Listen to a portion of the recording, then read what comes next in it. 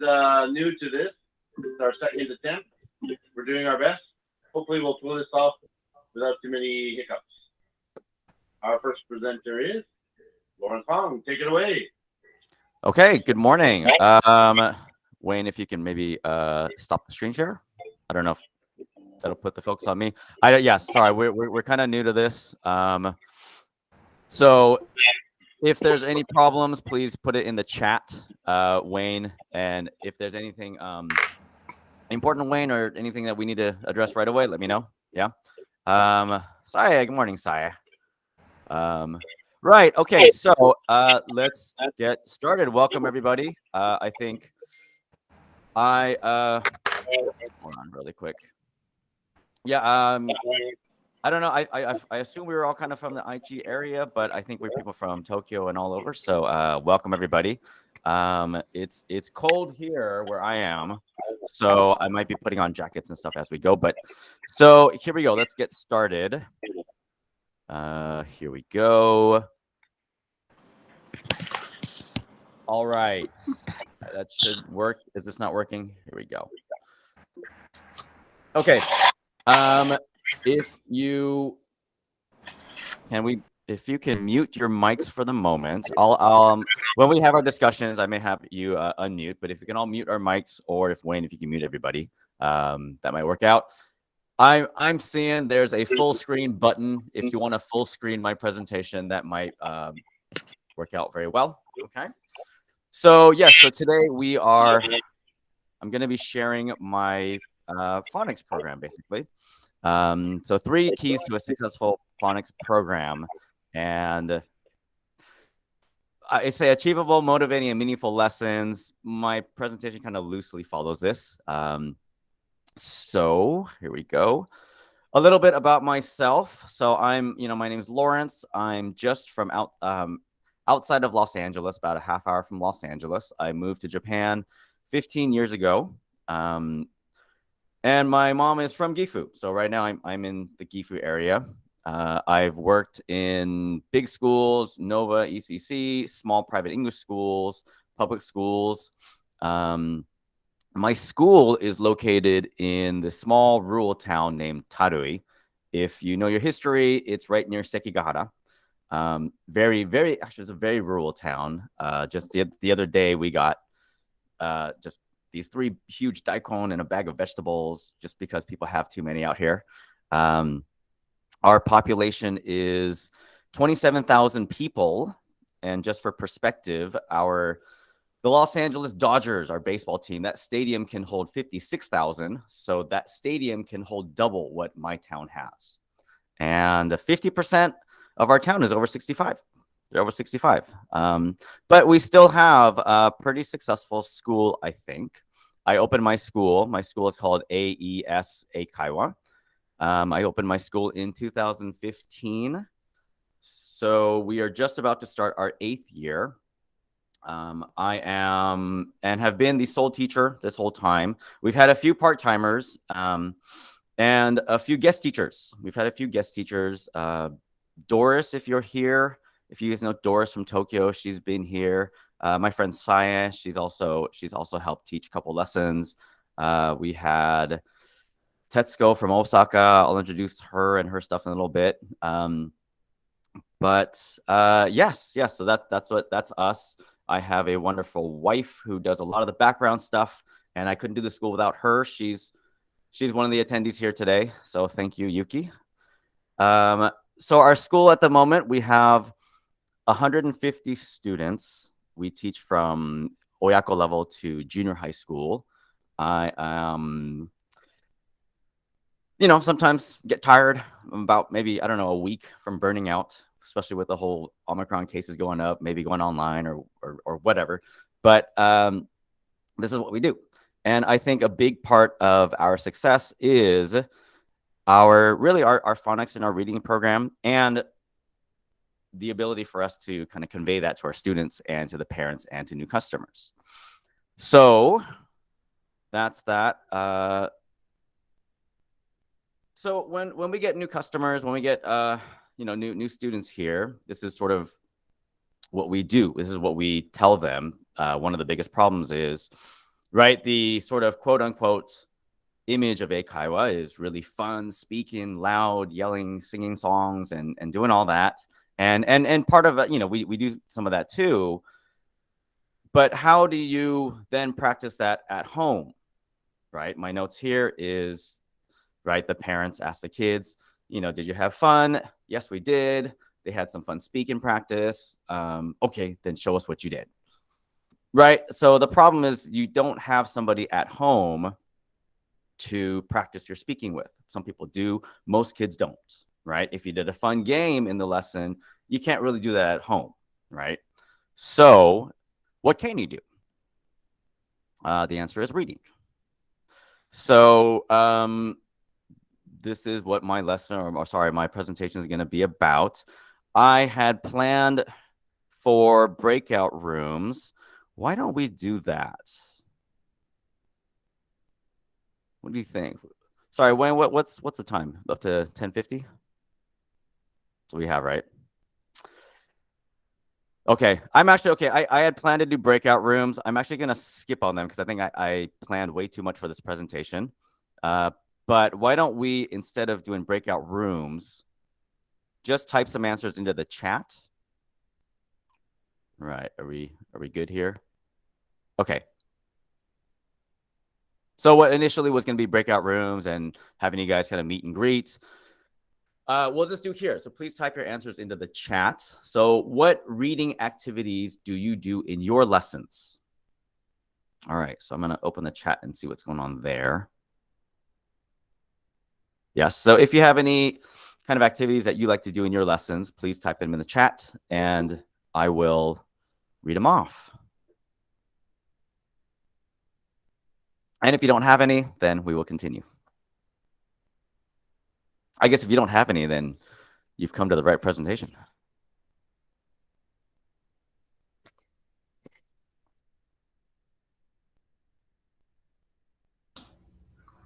So by reading activities, do you mean like reading from a book, or like reading the sentences in a textbook, or what do you mean by that?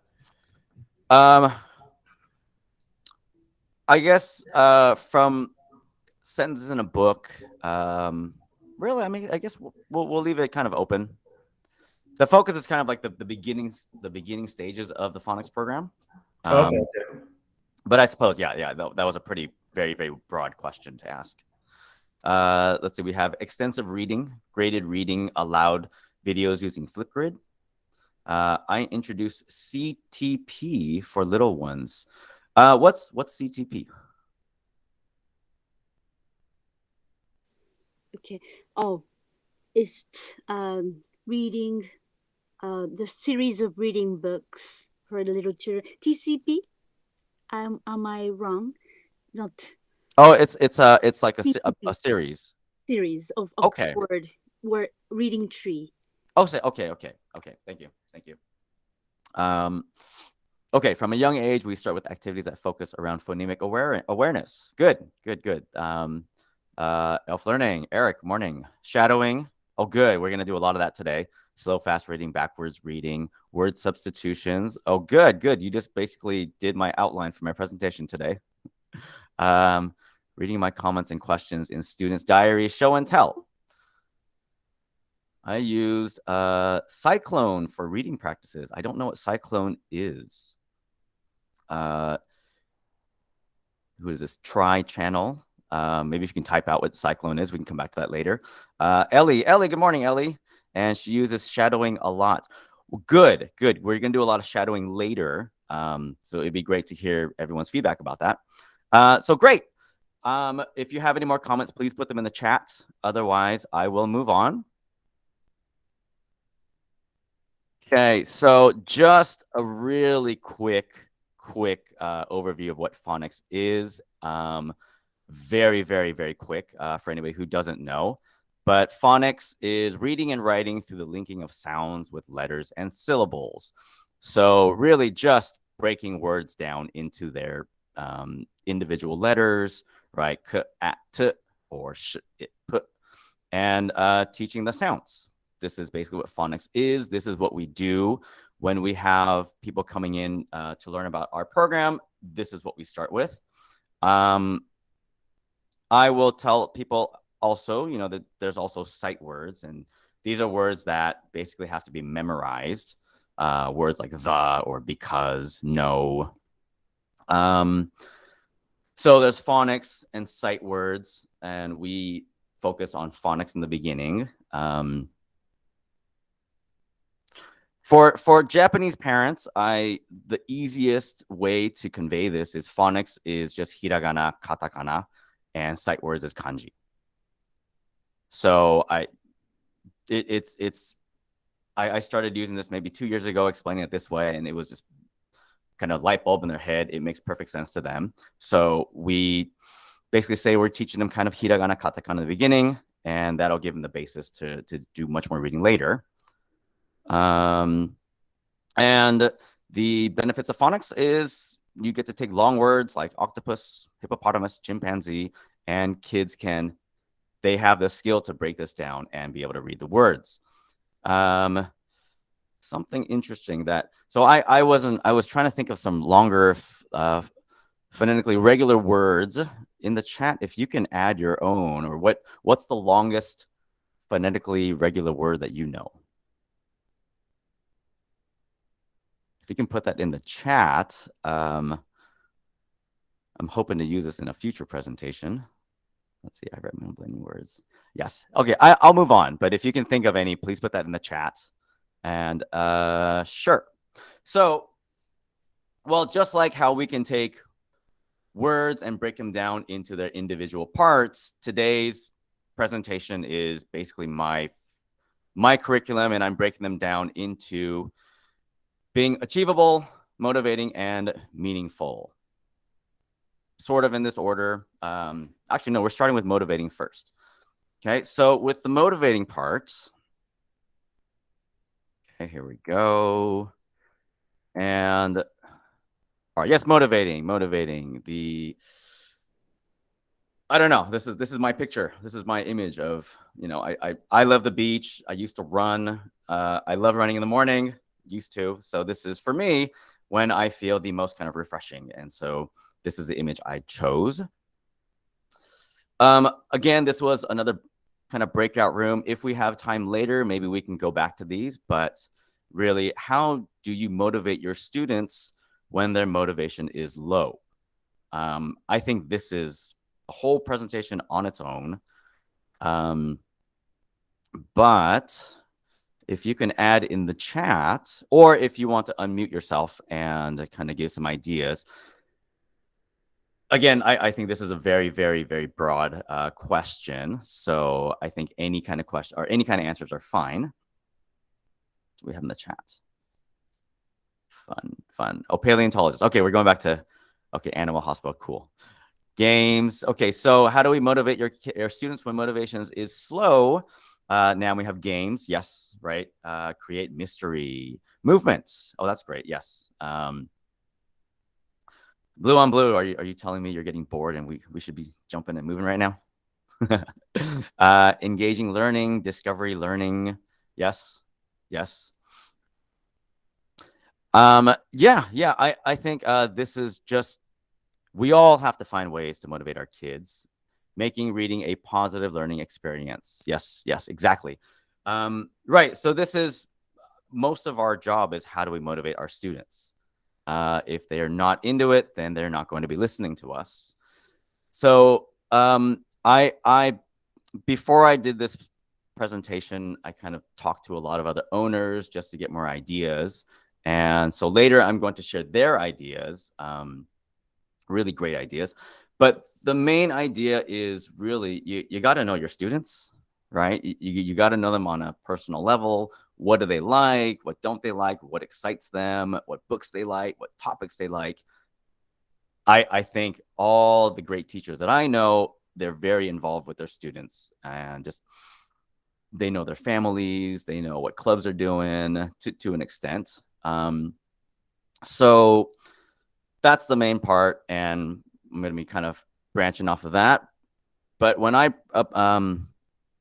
my approach to motivating students, so these are kind of what I do when I'm sorry, kind of when I'm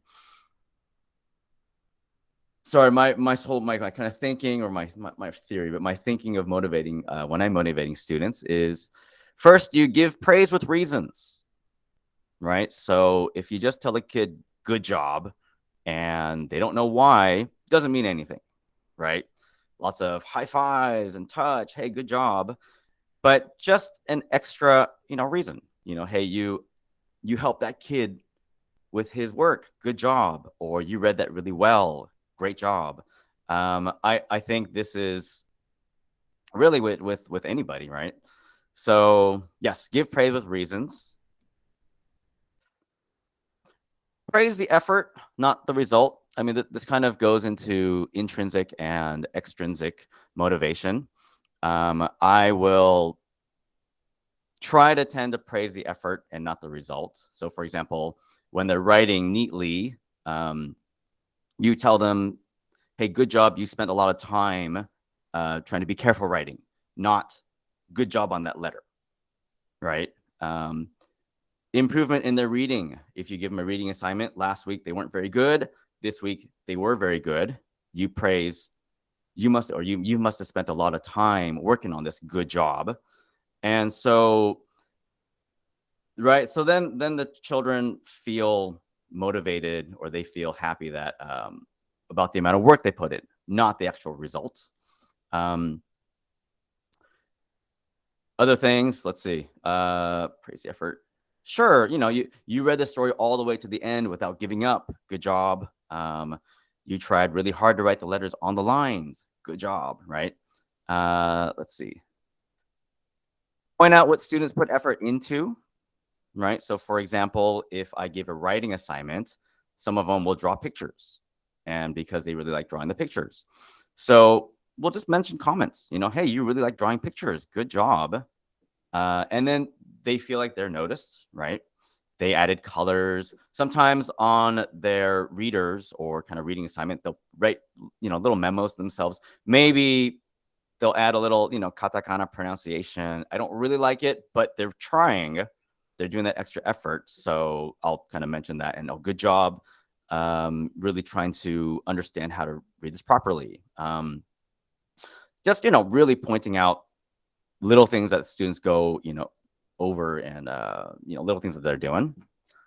And this is something I do. So I document their improvement if you can. I take photos, I take lots of photos of my kids. We take videos. I upload them to Google. Google has this facial recognition thing. So if I type a kid's name in, I get to see years and years and years of photos and videos of them. Sometimes we'll just spend a day, or spend a little time in the class just looking at old stuff that they did, old speeches, and just so they can see how much they've improved. We look at old notebooks, old textbooks, and they can see how much their writing has improved, how much, the content we're doing now versus what they did a year ago is so much more difficult, and so they can see their own progression that way. So these are just sort of the things that I do to help motivate my kids. Going into, for example, notebooks. This is where I kind of get into, I guess it's sort of an extrinsic, intrinsic kind of, overlap. So here we do a lot of writing, and so we have different notebooks that we give out to the kids. This helps. So this is the first one we give out. The lines are very big. They get a little bit smaller and a little bit smaller. And once they go from here, then we go into these school notes. You can get these kind of anywhere. But yeah, so these are 8 lines per page, 10 lines per page, 13, 15. And the level of, they feel like they're improving just because they're getting a new notebook. And they get to kind of compare with other kids in the class. This helps them. They only have 5 more pages left to finish this notebook to get to the next one. So they'll kind of write a little bit extra.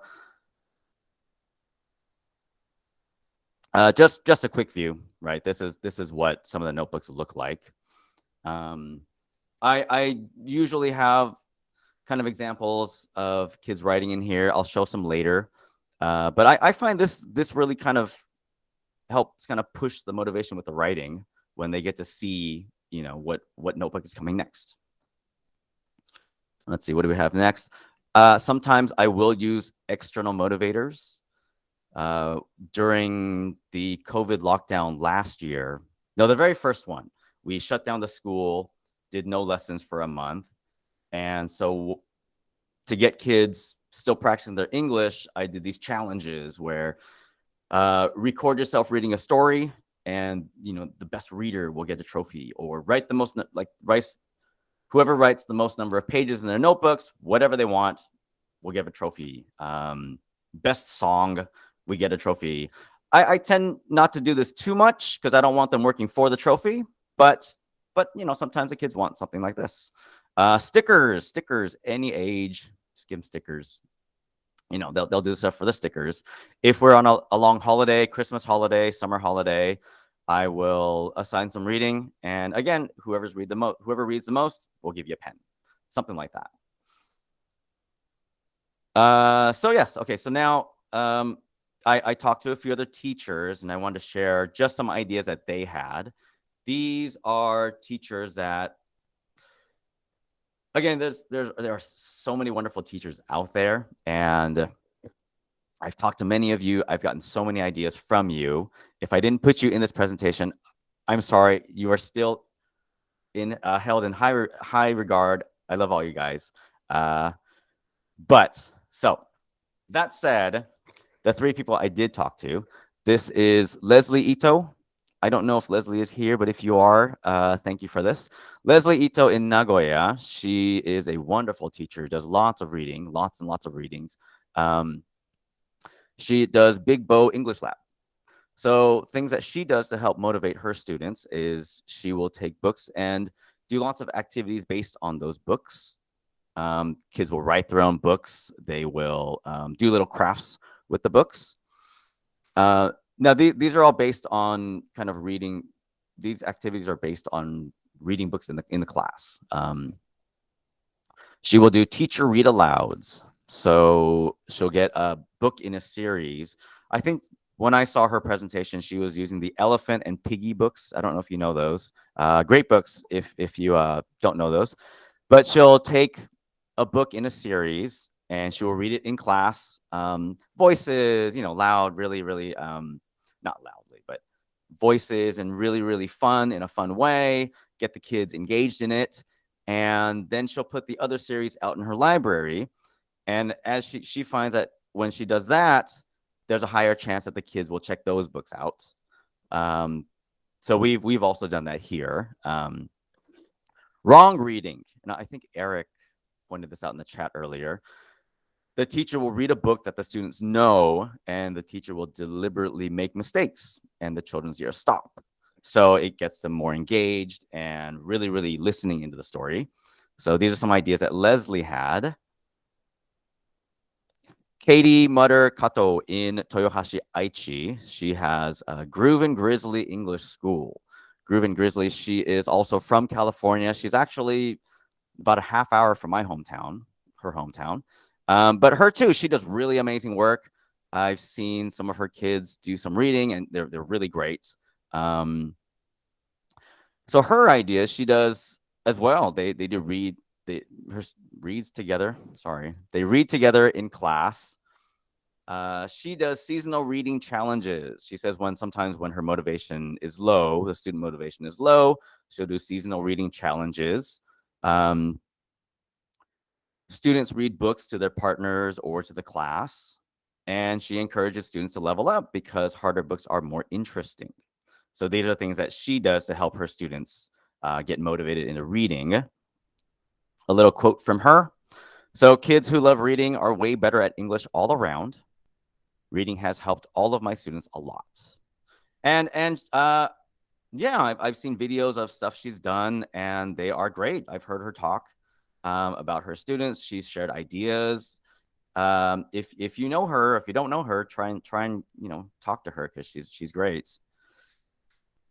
There is Tetsuko Nishimura down in Osaka. Another wonderful teacher. The passion she has is amazing. I don't think I've ever met anybody as passionate about her students and her student lives as this woman. But she runs Sunny 5. Things that she does, and again, students read to each other and to the class. So that is a very kind of consistent practice that these teachers do. She will find animated versions of the book, so YouTube, anywhere, and that helps students understand the story. She also does. So what kind of sets her apart, I think, is her first focus is getting kids to love reading. So she'll put the English aside if she needs to. So in her library, she also offers Japanese books. And so when kids are kind of feeling less motivated to read the English, she'll pull out a Japanese book and get the reading part up. And then she'll kind of put the English books back in, right? She also says if students want to borrow the same book 100 times, let them. Because we all have our favorite books. We all have our favorite TV shows, our favorite YouTube clips, and we'll watch them over and over again. So why not let the students do that?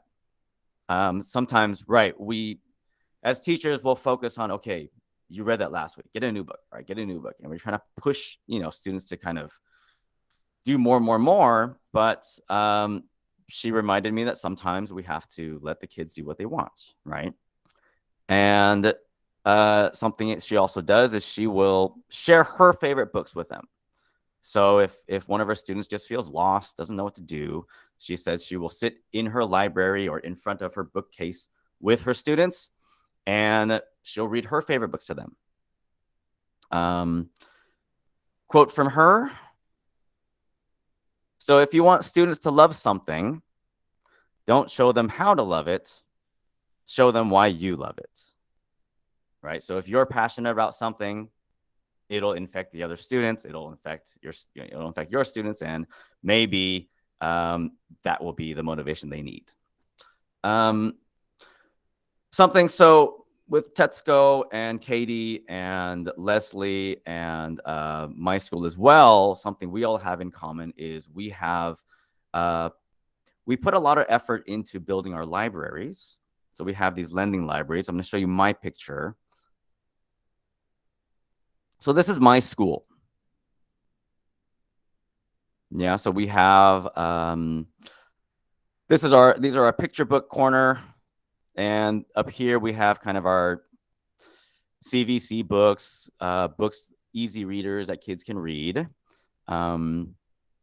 We have something that so having this library really helps motivate our students, because not so much during COVID, but before COVID, we let students kind of hang out here, read the books, spend 10, 20 minutes just browsing books.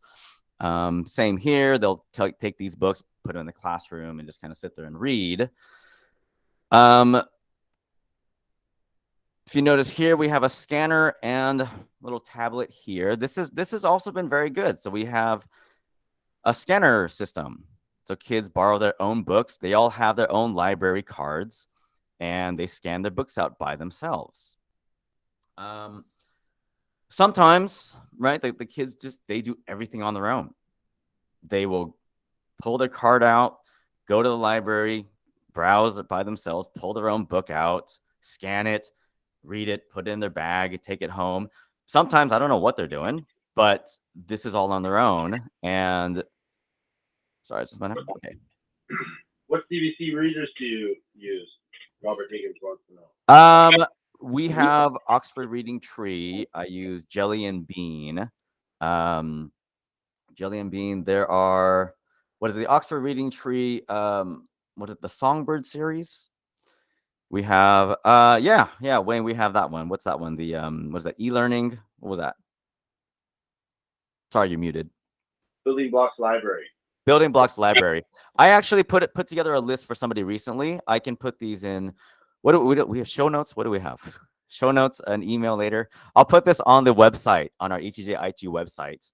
A list of kind of CVC readers that I have. But I think readers, or are they just CVC books that you put together? What is that? Are they graded readers? I've separated them. I mean, some of them are graded, but we have our own levels that I've put and kind of leveled all of our books. Yeah, I think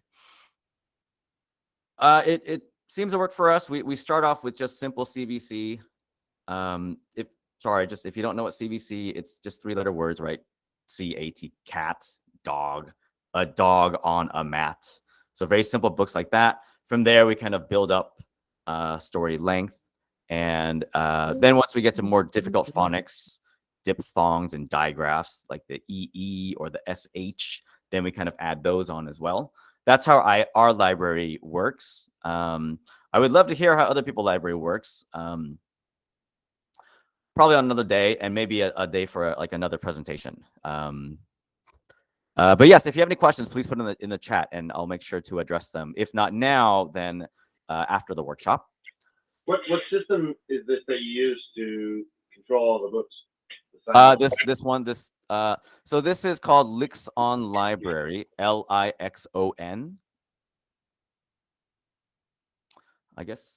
Wayne, if you can kind of, I'll look through the questions after the workshop, and I'll kind of address those and put any links to any of this. But yes, it's a system called Lixon Library. One of the big benefits of this is you don't have to pre-enter any books into the system. So students will scan their card, and that's this top line. The bottom line, you scan the ISBN. If it's the first time you scan it, it just puts the ISBN in the system. And later that night, it'll kind of search Google or whatever database there is, and it'll pull it from the cloud and put it into your system. So by the next day, all of the book information, if it's online, should be on there. So there's really, you can just, what is it? Use it straight out of the box, that term, right? It's great. It's not very pricey. I pay 1,000 yen a month for this. It's for all of our 150 students. We do anybody, a 0-year-old, a 1-year-old, they all get a library card and they all borrow books. It's a great system. Any other questions that we should move on, address, or can we keep on going? Okay. Yes. I'll promise to put all this stuff in the any kind of notes later on. Show notes. I'll call them show notes. So this is our library. I wanted to share other people's libraries. Let's see. So back to Tetsuko. This is Sunny 5. This is her library. She uses a lot of Oxford Reading Tree. Something I want to point out here. Pull your attention to all these iPads. She has this big stack of iPads. We will come back to this because I want to mention this later on. Leslie Ito. So this is Big Bow English Lab. She has these wonderful book racks. Makes it very attractive, very easy to see. I've seen this in person. It's a great setup. David Chandler down in Osaka. If anybody knows him, your life is much better. He's a great guy. So this is his library. He has lots of colors. He puts his dolls up here. It's very attractive. And Katie. So Katie down in Groove and Grizzly down in Toyohashi. Same. She has these same book racks. She puts a lot of effort into making her library look nice. Little posters here. But so the thing is, we all put a lot of effort into making our libraries look nice and attractive. It makes the kids more excited, maybe not excited, but it puts them into the mood of reading more, right? So I want to end with a quote here from Leslie Ito. It's not about motivating your students. It's about creating an environment that will then motivate your students, right? So the point is, you can't tell a kid, hey, you're doing great, read more, read more. They might, some might not. But if you build a library, if you build a space, if you build somewhere where kids want to read, they want to check out books, they're that much more likely to do so. Okay, so with that, I'm going to move into the next section of my presentation, which is the achievable. So again, I said this is very loosely kind of achievable, motivating, but achievable. This is basically my phonics curriculum. Okay, so level appropriate goals and activities. I see I'm kind of running short on time, so I'm gonna race to the beginning parts. So this is something that I also tell new students when they come in. The way I understand it is when you're teaching phonics, there are 4 main sections or 4 main areas. You have the grapheme, which is a shape. You have the phoneme, which is a sound, the a. The word is the apple, and then the image. So these are the 4 kind of areas for each letter that you have to kind of put together for each letter. And for apple, A, it's easy. 2, 3-year-old Japanese kids probably can, some of them can do this. But when you get to Q, right, you get the Q, which is the qu sound. Do you put the U with it or not? Quilt, right? That's our word. And that, I mean, I think a lot of us English teachers have never really seen a quilt, right? But it's the easiest phonetically, easy word, Q word out there. So when we show this to our parents, we tell them, when it's A, it's easy to teach it all at once. But when it's Q, it can be a bit overwhelming. So we've taken these, and this is our sort of kindergarten courses. So year 1 for us is 1 to 3-year-olds. The skills practice, I put phonemic awareness and grapheme awareness, which is just basically an alphabet song. That's all it is. I use something called Easy ESL Games, their alphabet song. Again, I'll put all this in our in the notes later. But so this is just the alphabet song that we use.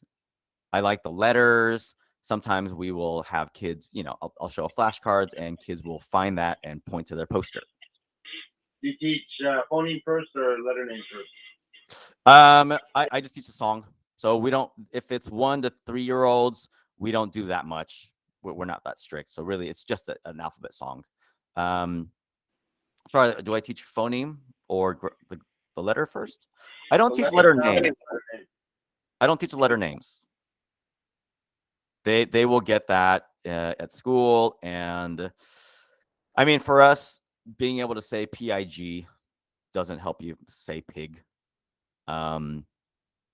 If they can, great. But for us, we just don't see a need for it. Year 2, and I'm gonna kind of speed through this. Year 2 and year 3, we use Happy Valley. Happy Valley. It's simple. The conversation targets, speaking targets are very easy. And for the phonics, we do grapheme recognition. And an example activity is just matching letters. So here I've printed out, the letters and the images, and we have magnets. We give the kid a card, and then they just find it. So all they're doing is they are putting the letters together. A lot of times at this age, they'll put them upside down, maybe backwards. So I think that's an important skill to kind of practice. Again, there's another song that we use, but this is really the main focus that I do. In year 3, we go to the next level. And so they've practiced a little bit of the letter recognition. Here we introduce more words. Right. So we have here just recognizing, that here we have up, umbrella. This is the initial the letter. So they're matching that to the letter here.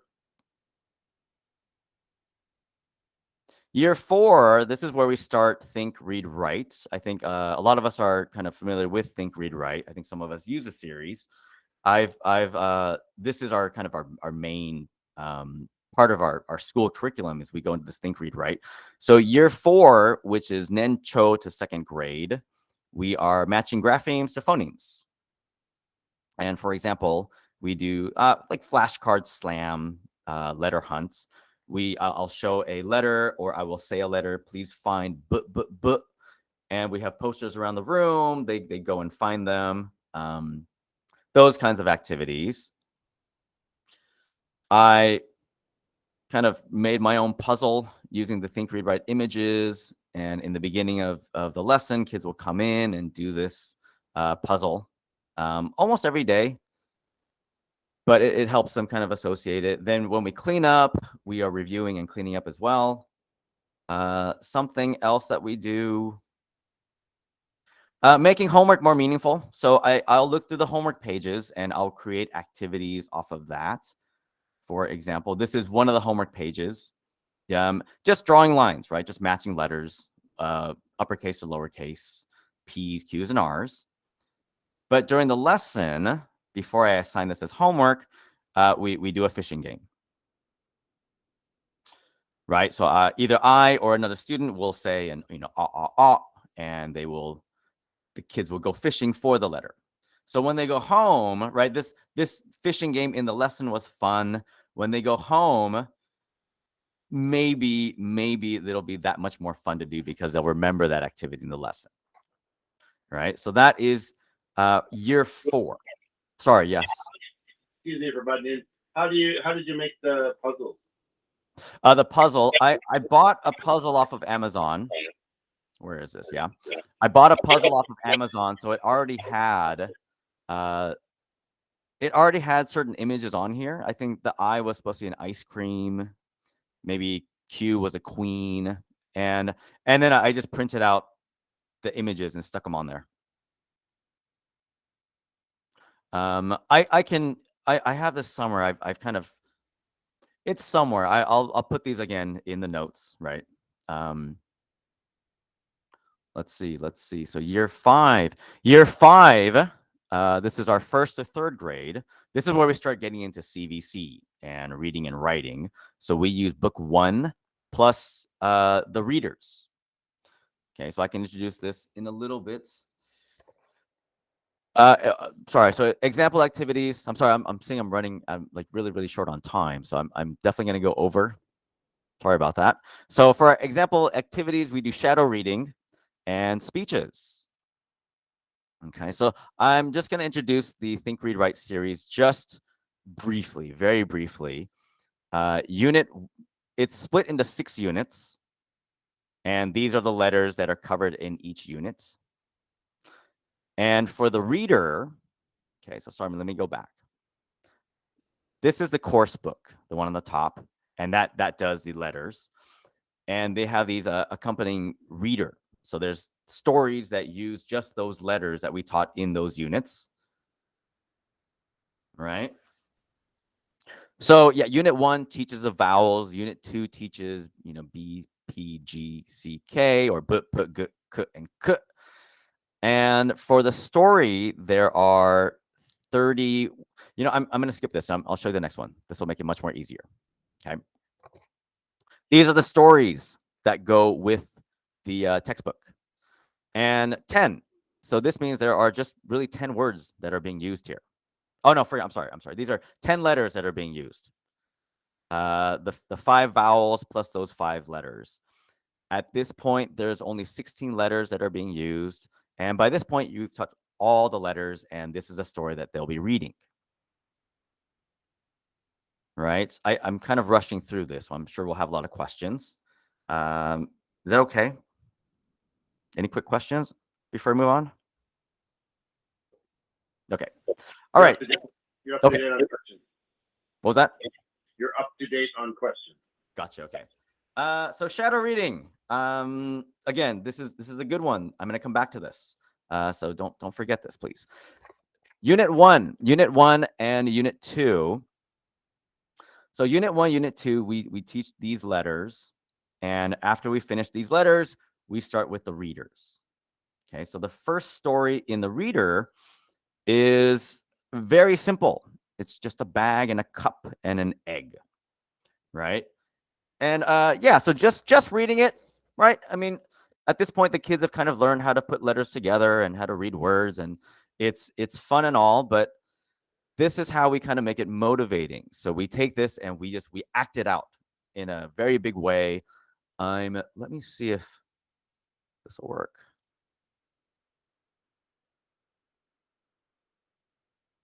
Okay, it might be a bit choppy.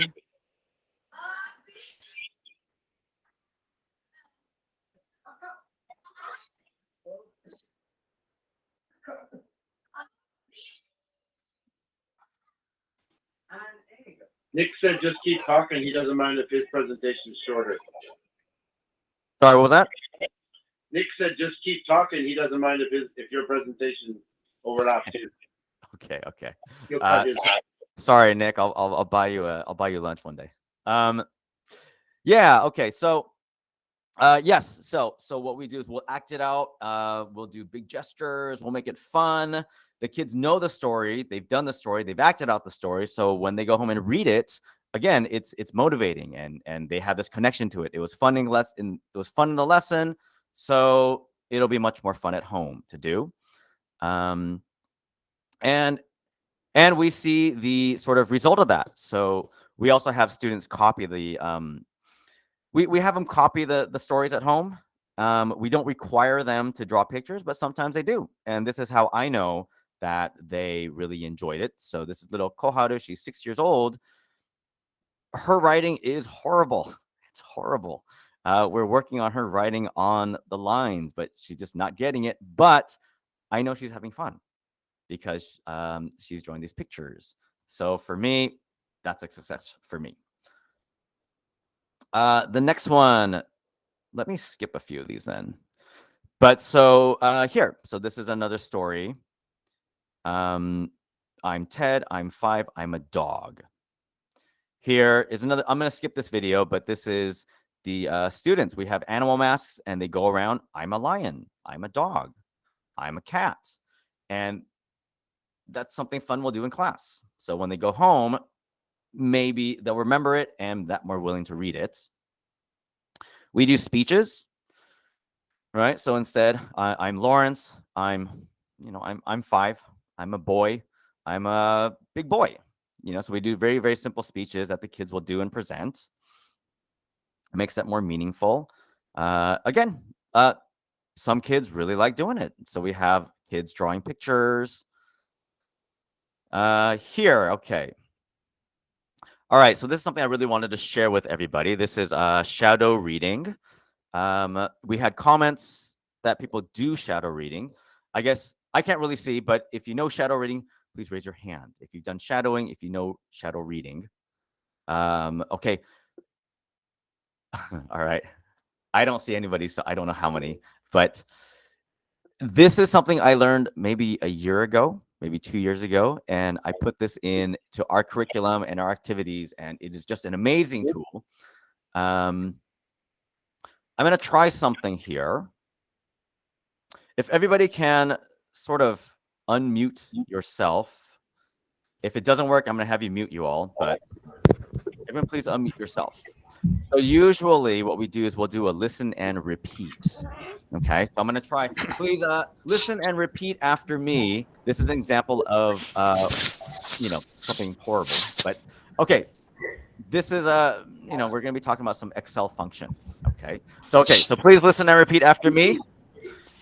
Please listen. Use a concatenate function. Use the concatenate function In Excel to concatenate.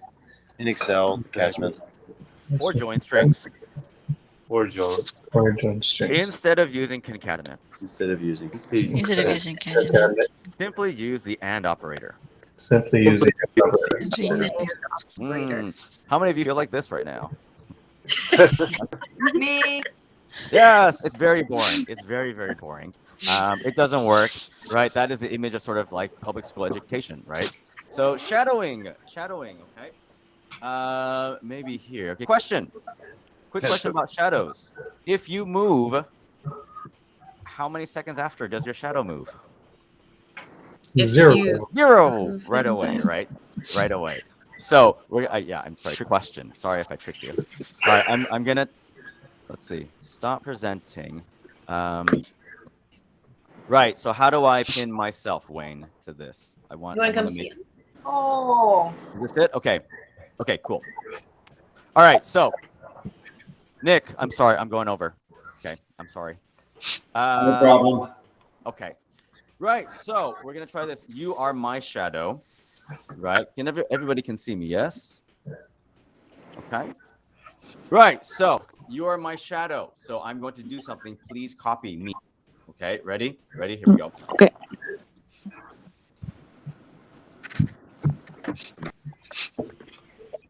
Okay. Everybody good? Really good. Good. Good. Okay.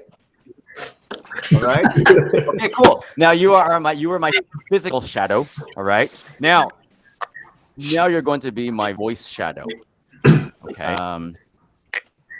It's a little weird because I know there's this lag, but do your best. Okay, so you're going to copy me as I'm saying it. Okay. Try to say the words exactly at the same time I'm trying as I say it. Okay. I'm gonna do a couple impressions. So good luck. Here we go. First one. My mama always said, Mama always said, life is Mama like always a said, box. Like box trucks. You never know You what never you're know gonna what get. you get. I never know what you're gonna get. Okay. All right. Our next one. Ready? Whoa. I know kung fu. I know kung fu. Whoa, I know, Kapper. That's from the nature. I know. And our last one. Ready? Say hello to my Say little my little friend. friend. The bird of Say hello to my little Wonderful, friend. wonderful, wonderful. There was a little lag. I don't know, but normally you should be doing it with me. Okay. Good. So now we're gonna go back to this. Instead of listening and repeating, try and follow me and try to copy the words as I'm saying. Okay. So one more time. Here we go. Use the concatenate function in Excel to concatenate join strings. For joining strings. Instead of using concatenate, simply use the and operator. Use and. Okay. Yeah. All right. So, okay. Very good. Wonderful, everybody. Great job. Great job. Okay. So now let me, I guess I'll have you mute yourself. Okay. Oh, I didn't present it. Okay. So yes. So shadowing, you can see the difference here. I guess let me just present that one. Here we go. You can feel the difference. The first listen and repeat versus this second shadowing. The shadowing was much more fun. I suppose the argument is you're not listening to the words, but honestly, with the earlier listening repeat to this Excel function, where you really weren't listening to that anyway, right? Okay. Yeah. So shadowing, it's a really powerful tool. And I'm going to go back to here. So I pointed out this Tetsuko down in Sunny 5. She had a big tray of iPads. She put a lot of time and effort into putting a lot of her books on her iPad so kids can listen. So as they're listening to the books, they're shadowing and also reading. She does lots of speeches with her students. They do talent shows. They're all kind of future YouTubers. It's great. If you don't know her, find her your Instagram, follow that. It's great. I want to show here. Okay, so this is one of the stories. I kind of edited the photos for the presentation's sake, but so this is one of the stories in Think, Read, Write, and an example of my students doing the shadowing. Okay, so here we go.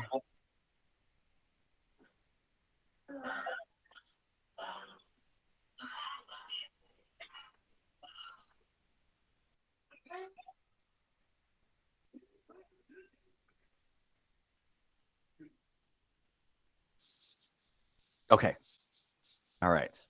Yeah. So that is an example, right? I mean, if you just read that on your own, let's see if we can get that better, right? It's a big bag bug, but they're listening to the reading and copying the reading, and they have that much more emotion. It's much more fun and much more motivating.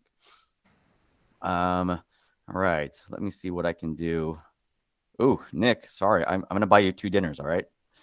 So do the students always read as they shadow? What is that? Do the students always have the text to read as they shadow?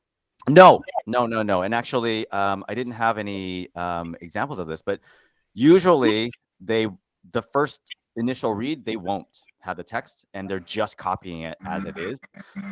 You'd be surprised how quickly students get used to shadowing. I mean, the first time it was really weird, second week, they're right onto it.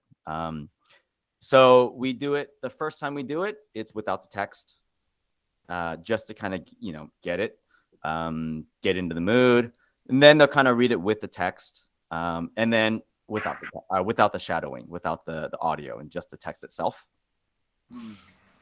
All right, and then in our second year, this is after they've gotten most of the letters down, and now they're getting into more difficult, longer stories, longer reading.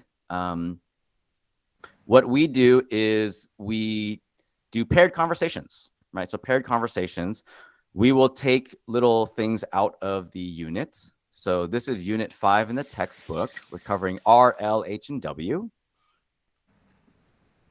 And I don't know if you can see this, but in this one, they have a swim and wind. Those are two of the words that use W.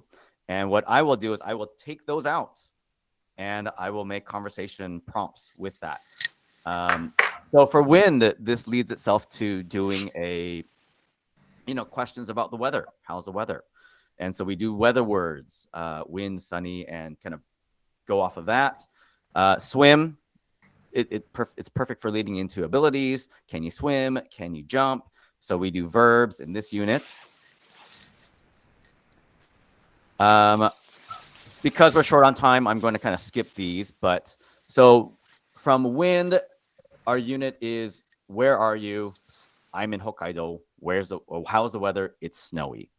So the kids have these prompts, and they're reading off of their prompts, but they're practicing these questions. So they're going around asking each other, where are you? How's the weather? Where are you? How's the weather? And so that's how we kind of expand.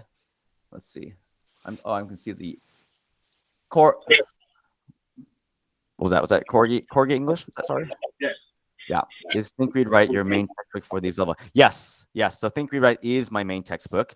As just using just a textbook, I think it's not enough.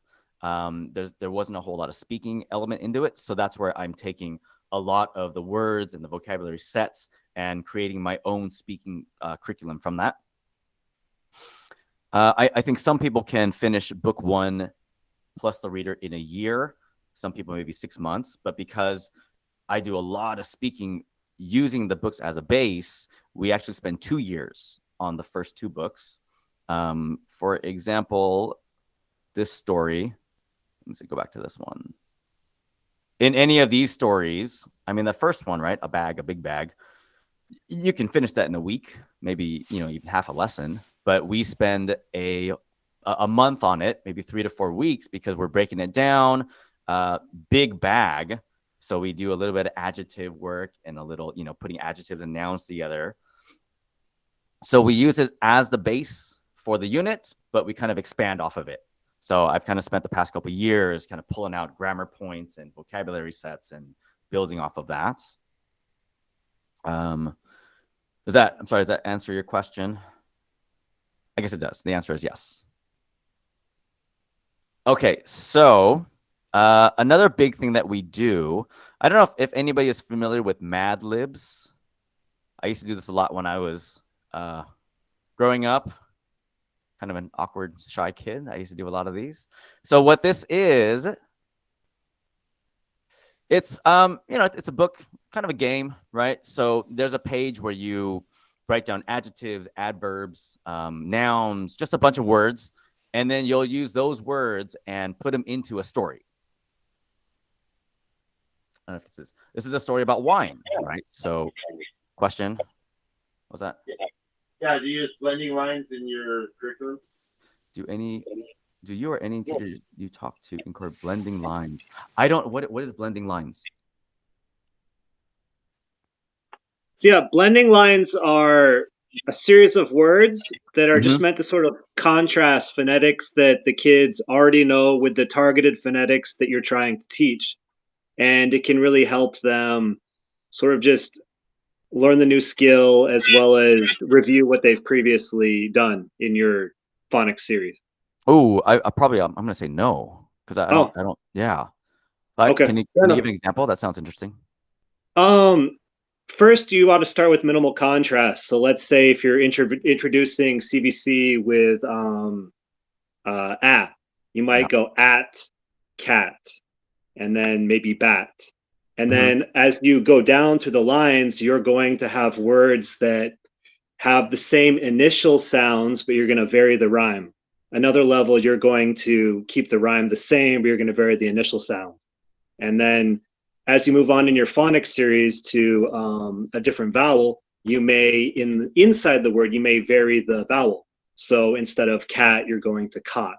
And then as you move through, as you move through the blending lines, you also are going to review previous phonics that you've taught and everything. Like I see. Then in that case, maybe yes, something like that. Right. Oh, interesting. Okay, good. So yes. I mean, I didn't know there was a name to that. Well, I mean, it's just a name applied by Blevins. He's a phonics researcher. Yeah, something he uses. Oh, great. That's good to know. All right. Yeah. Yes. So yes, we do that a lot, and cool. We have kids doing that. Yes. This is thank a great you. tool. Yes. Okay. Thank you. Good question. Okay. So here we go. Okay. John, did you have a question, or were you just responding to Matthew saying you used that?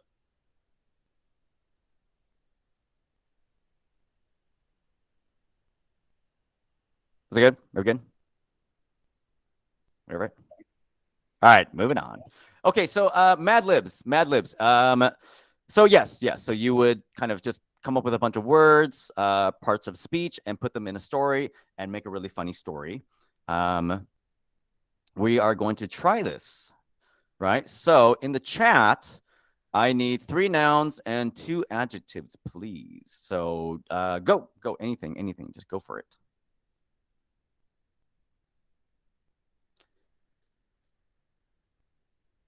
Or if you want to just unmute yourself and give me a noun. Table, okay. Let me rocket ship. Okay, good. Okay, and some okay, we have rocket ship. I like that. Here we go. How do we do this? All right. Give me 1 second. All right, rocket ship. I have table. Shiny and slimy, sloppy. Good. Lies. All right, we're gonna try okay, we're gonna try lies. I like that one. All right. All right.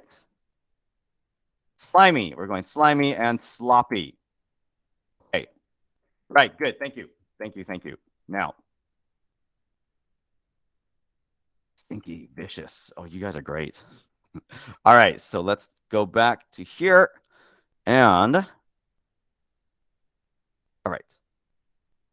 Okay, so here, are we good?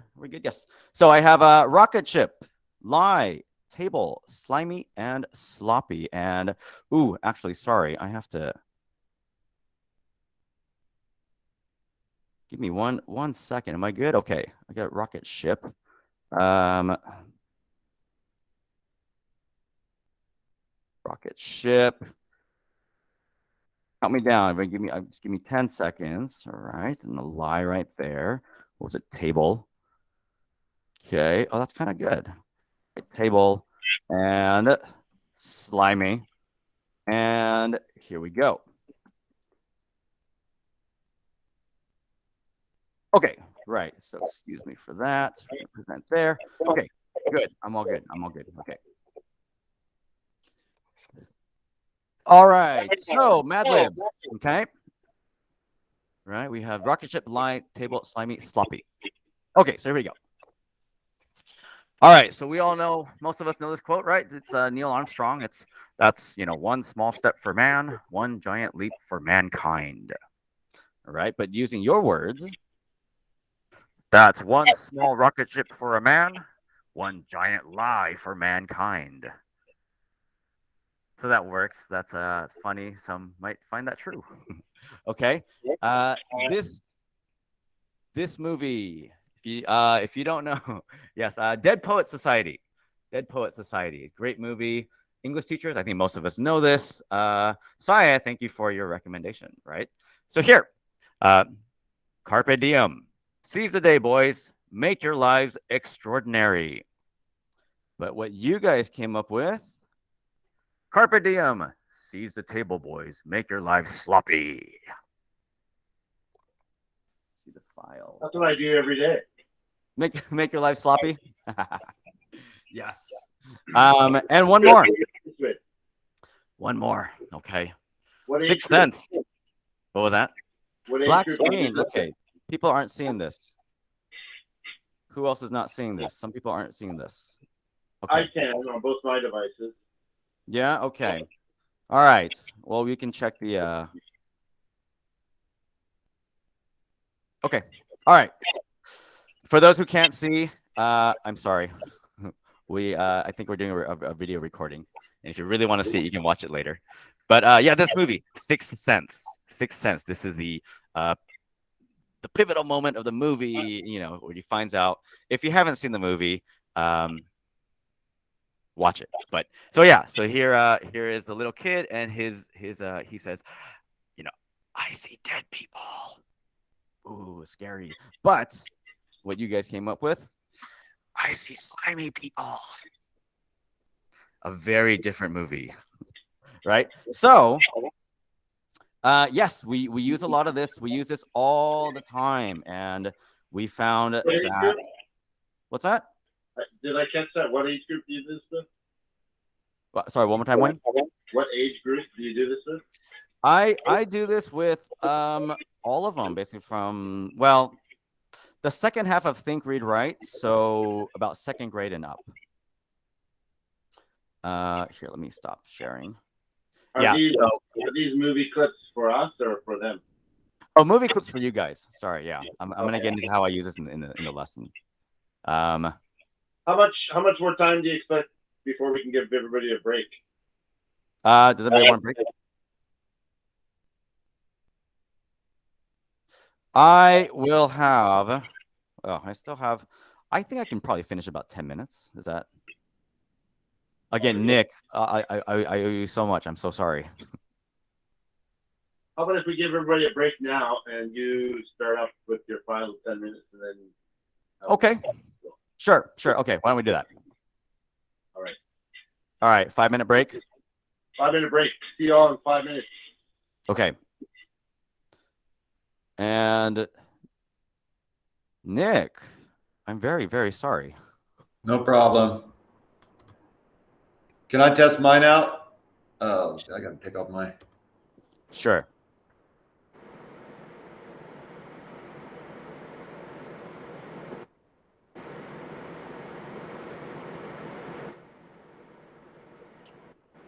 I'm going to okay.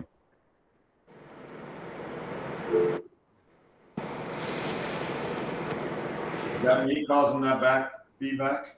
Maybe, yeah. If we don't talk, it's gonna start feeding back, maybe. Are you? Sounds like you're driving in a convertible. Can you guys hear me now? Can hear you, yeah. But once you stop talking, then the kind of feedback goes on. Yeah, when I stop talking, yeah. Well, I'm gonna have to not talk. You gotta not talk, right? Just have to keep my mouth moving the whole time. With the time you're giving me, it should be no problem. Nick, I'm so sorry, man. Yeah, yeah, no problem. I had a You're doing really good. I didn't know I was gonna take your whole time too. I'm making a ton of notes though. Are you okay? Good. Of good, yours. Good. So. No, I'll take you out for a night of drinks once everything's done, once we can, and it's on me. Mine is going to be more practical, I think. So. Good. Yeah. I just have like maybe I'll make it real quick, maybe 5 minutes. You're hitting on all the right theory and all that kind of good stuff. So, thank you. No, not at all, man. All right. Hey guys, can I jump in here real quick? Yeah, what's up, Eric? Morning. Hey, how's it going? Is there a share sound option on Google Meet? You mean when we do like the screen share? Yeah, Or- because I couldn't hear any of the videos you played. Oh man. Okay. Okay. Really? Yeah. Was that everybody or just? I don't know. I mean, Yeah. I'm not sure, but I just noticed that I know on Zoom when you click to share your window, there's a share sound option. Yeah. Google. You can't. You can only share a tab, and that's the Yeah, same here. I also wasn't able to hear any of the audio from the clips you were playing. Just whatever was going through your microphone, and it was really Oh choppy. well, that kind of sucks. All right. I guess I'll put the mic next to the speaker then. Yeah, the nice thing is when you're doing the repeat or whatever, if it's from your computer source, then I think, it'll still come strong so everyone could do the shadowing. But if it's from the mic, then it's bouncing back and forth and trying to figure out which one to listen to. So Yeah, Google has you can only share the sound from a tab on Google Chrome. Like Zoom lets you share the audio from whatever you're presenting on, right? But Google Meet, you have to share it from kind of YouTube and have a YouTube link. okay. Which means you have to stop sharing this one, share a new tab, and I don't know the keystrokes for all that. Yeah. Oh man. All right. Did you make everything on Google Slides? No. It's all in Keynote. And so Keynote doesn't allow you to share the sound from Keynote directly? Google Meet didn't seem to. No. Yeah. Okay. Yeah, Just checking. Yep. Yeah. I know. No, maybe I will go. Lawrence, is shadowing pretty much reading together? Is that how I can interpret it? Basically, yeah. Okay. Yeah. What was? Okay, I only showed 2 clips, didn't I? Two or three. I don't remember exactly. Okay, I'll go back and kind of play them at the end through the YouTube, and then okay. All right, are we all back? Are we all good?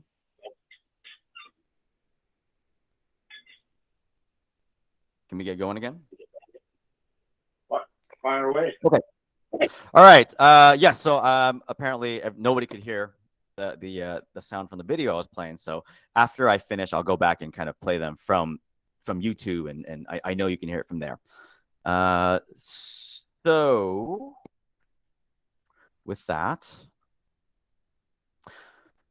I'm going to show just a sample unit outline and what I do with one of the stories. So this is the last story in the Think, Read, Write 1 reader. And so what I will do is I break it up into 4 weeks. And if it's this looks a little small. But so the first week, do we see it here? Yeah, so the first week, I'm pulling out adjectives and verbs. I'll go back to this, but so here, there's, runs and pats and sits, mad. So lots of adjectives and verbs. So I will go and pull those out, and we do a unit just on adjectives and verbs. And for the homework, I do shadow reading for the first week. I assign them shadow reading. So what does that mean? So for example, right? Here we have a poster of a bunch of, characters that the kids should know, and they just present, right? They'll choose somebody, and for example, she is Elsa, she is cold, she can sing. Or he is Totoro, he's big, he can jump. And they kind of choose whatever character they want and talk about them. They have a list of verbs and a list of adjectives. So that's all there, and they have freedom, and they can whatever they want to talk about. They can have their own characters, but this is how I will create a kind of speaking target from a story. Number two is kind of something similar. Maybe in lesson 2, we'll expand to like their own kind of characters that they want to talk about. Lesson 3, this is where we do the kind of Mad Libs, right? The earlier kind of changing the words in class. I will create my own kind of simplified version of the story, and we'll do that one in class. Doing this whole story in class is just way too much, so I'll just kind of take the main parts. I have my own kind of program, this database that I use, but I used to do this on Excel. I have a sample. Let's see if I have this. I'll see if I can share this. I have a sample that I made that I will share with everybody. Here we go. Is this it? I don't think so. Okay, here we go. Okay, so this is a Google Sheets file. So the Google's version of Excel. I have this. You can download it. You can play around with it. I will send you the link later. But so, for example, we have piano, hippo, and rhino. Here, drop the piano, hippo, and drop the piano, hippo. There's two different ways I've done this. For the Excel savvy, this is the concatenate function. And for this one, this is just regular kind of referencing another file. But for example, as you see, for example, we have bottle. It'll update and change the story. You know, instead of here, we have a cat and we have a mouse. Okay, so that kind of changes as you change the variables. So I will have the students give me nouns and animals, and in a different sheet, this is the story. Right, so drop the bottle, cat. He drops the bottle, crack, crack, crack. What's in the bottle? It's a mouse. If you don't know how to use Excel, I have here. I have links to how these work. So once you download these, you can check these and learn how to use Excel, right? So that is how we do this in class. And where are we at? How do we stop sharing this? Go. There we go. And excuse me.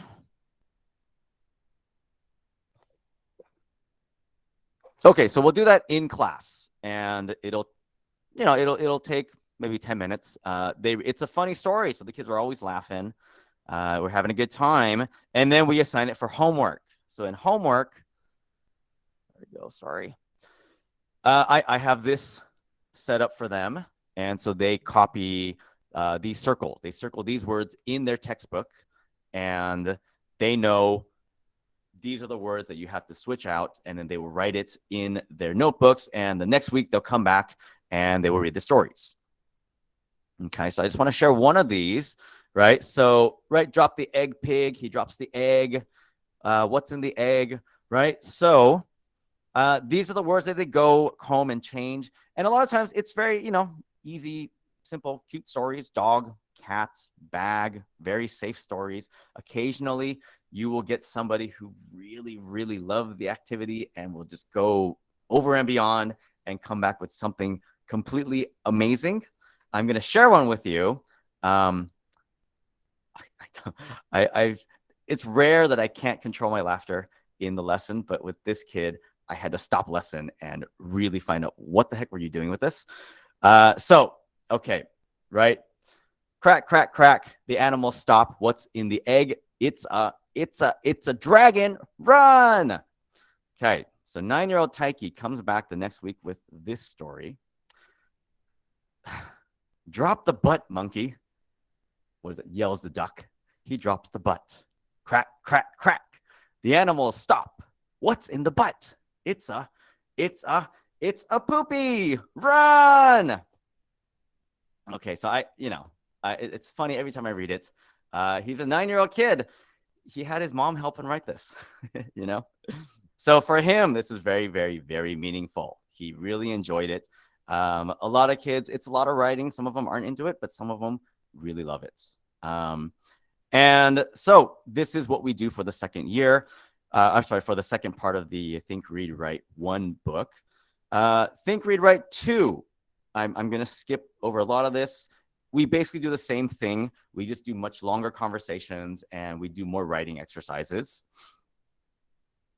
For example, this one is in the second reader. It covers family, right? Brother, thin, quick. Family, adjectives, and verbs. So this is part of our conversation. They draw pictures of their family, bring pictures of the family, and they ask each other, who's this? This is my mother. She's short and smart. Basically, that is it. For that, I want to end with just a little, this is the meaningful parts of my presentation. I think if you put a lot of motivation or a lot of effort into motivating your kids, knowing them personally, knowing what they like, what we talked about earlier, if you put the effort and the time into it, it will be meaningful. Everything will be meaningful to them. These are our kids really enjoying. It's a pose, you know, they're not always like this, but we had them pose for our new library cards. But this, right, kids come back, they put a lot of effort into their work. They enjoy the reading, right? They'll draw their pictures, personalize things. So I see a lot of the evidence that they are enjoying the lessons. Little kids borrowing the books. Some of our children have written their own books. They've written their own books because they were really into it. So this, you don't get much more meaningful than that. And I'm going to end. So this is, you know, some of the things that I'm very proud of my students doing. One last thing. So we had an event 2 weeks ago with Sunny5 Tetsuko. She came out here to our side of Gifu, and she brought some of her students. Really quick, she's really into reading. She converted a van into a library bus, and she has put lots of books in there. She drove around all over Osaka, did lots of events, and so she came out to us and she read to my students, showed them how to read, showed them why. She loves reading, and we had a really, really great time. We had her put some of our students' books in her library bus. But she does a wonderful thing. She's able to motivate her students and make things meaningful. Her students came and did a lot of the presentations for us. I want to end with this video, which I realize that you guys can't hear. So I'm going to unshare this, and I'm going to share, not that. We're going to share this. So this is her student reading and teaching my student one of, all right, are we good here? Here we go.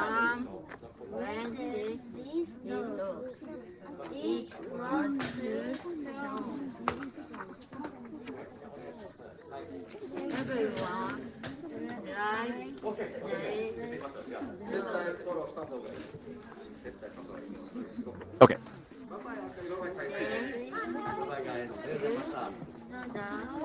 Okay. All right. So we done this. Stop that. Okay. Okay. Right. So that was a video. Everybody was okay to hear. You can hear the audio for that one this time. Okay. Kim couldn't hear it. Okay. Sorry. So that was Tetsuko's 6th grade student teaching my 3rd grade student just how to read a book. So they were shadowing together. He was, being very, very, not sensitive, but aware of my student's level. And so, I mean, seeing that, and just recently, so this is perfect for this presentation, but that was basically as meaningful as you can get. You're teaching what you do to somebody else, right? So whatever the full circle or whatever it is, that was good. I want to end with that video there because, these guys don't need the teachers anymore. This is them doing it on their own. So with that, I know I've gone way over my time, and I don't know what Nick, what you can do with the time I'm leaving you. But yes, thank you very much. That is the end of this presentation. I know if you have a lot of questions, maybe. Thank you. Questions, I will address the questions. Yeah, I will address all the questions. I will email later somehow. I know some people have gotten the email in their junk folder, so please check that. And any kind of notes or videos or links, I will also put in there as well. So thank you very much. And with that, Nick, I feel like I really kind of make up for that. But Nick Kapper is an amazing teacher. I've known him for 5, 6, 7 years. He does many, many amazing things. Great guy to talk to. I've bounced lots of ideas off of this guy. He's Just stop, Lawrence. Just stop. Let Nick go. What's that? Just stop. Let Nick start. Okay. Okay. So with that, I'm gonna pass it off to Nick. All right. Lawrence already taught everything I was going to teach, and he took all my time too, so it's okay. No, but the good thing was he showed a lot of stuff in his school that it would take a lot of changes for me to pick up those kind of habits. But I think there's some stuff I want to implement as well. So I'm glad he could show that. When I present, I like to show more than actually come up with theories. So I'm going to be presenting like some of my phonics teaching techniques, and I think they'll show many of my overall teaching theories too. So even if you disagree with my theories, I hope I can give you a few practical pointers or stuff that you can actually use tomorrow in your lessons to improve in them. So, well, first of all, my name is Nick, and I have schools in Aichi here, Nagoya, Nagoya, Kariya, Anjo, and we're going to open up a new school in Agui from April. So I also created a spelling bee designed for the normal level of the Japanese elementary school students. And the actual program is not a spelling event as much as it is a progression of phonics system. So in the classroom, I teach the rules of the phonics with the spelling bee levels as the foundation. But so I spent a year or two using the Genki English phonics program. Does anyone use that particular Genki English? But I liked a lot about it, but there were massive holes, and I wanted to fill these holes. So when I decided to build my own basic phonics program, I started by counting the number of each letter in the first 5 levels of my spelling bee. Let me bring up, so here, I'm going to share this.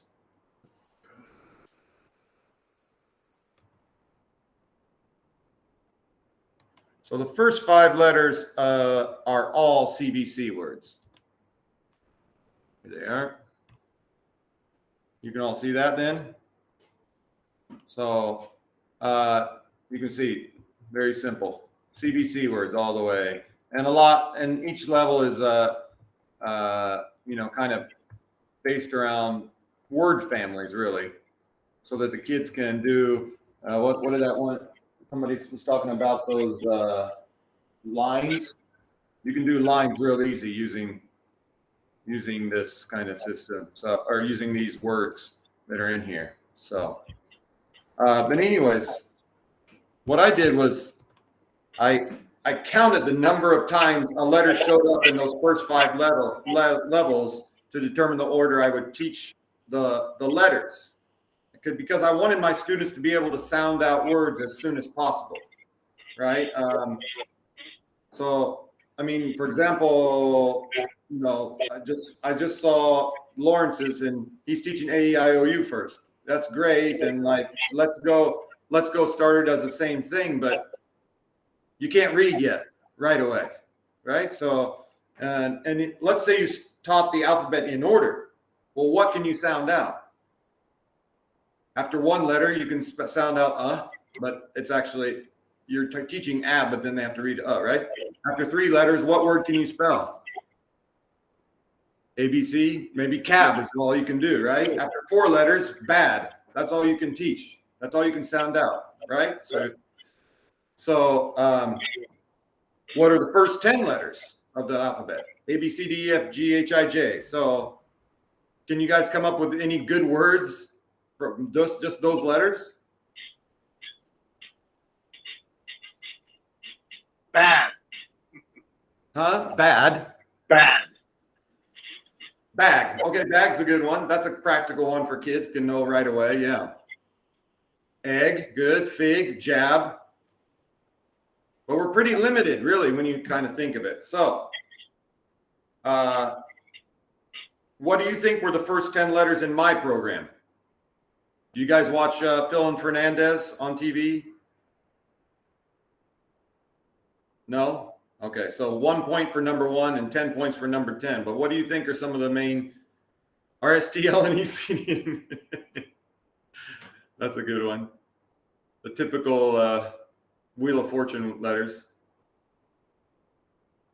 SAT, PIN. See, S is a common one, but it's only common if you're talking plurals, right?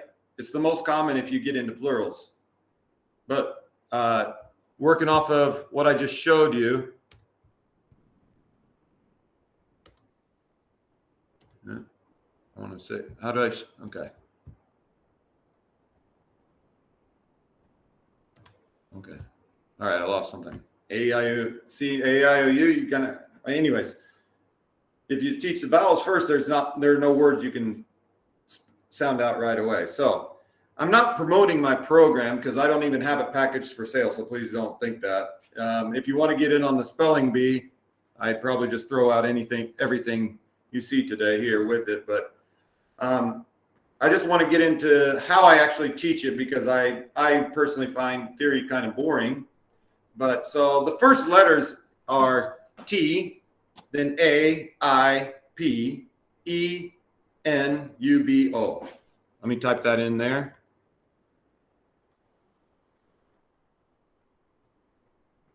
Do I still have screen share up? Oh.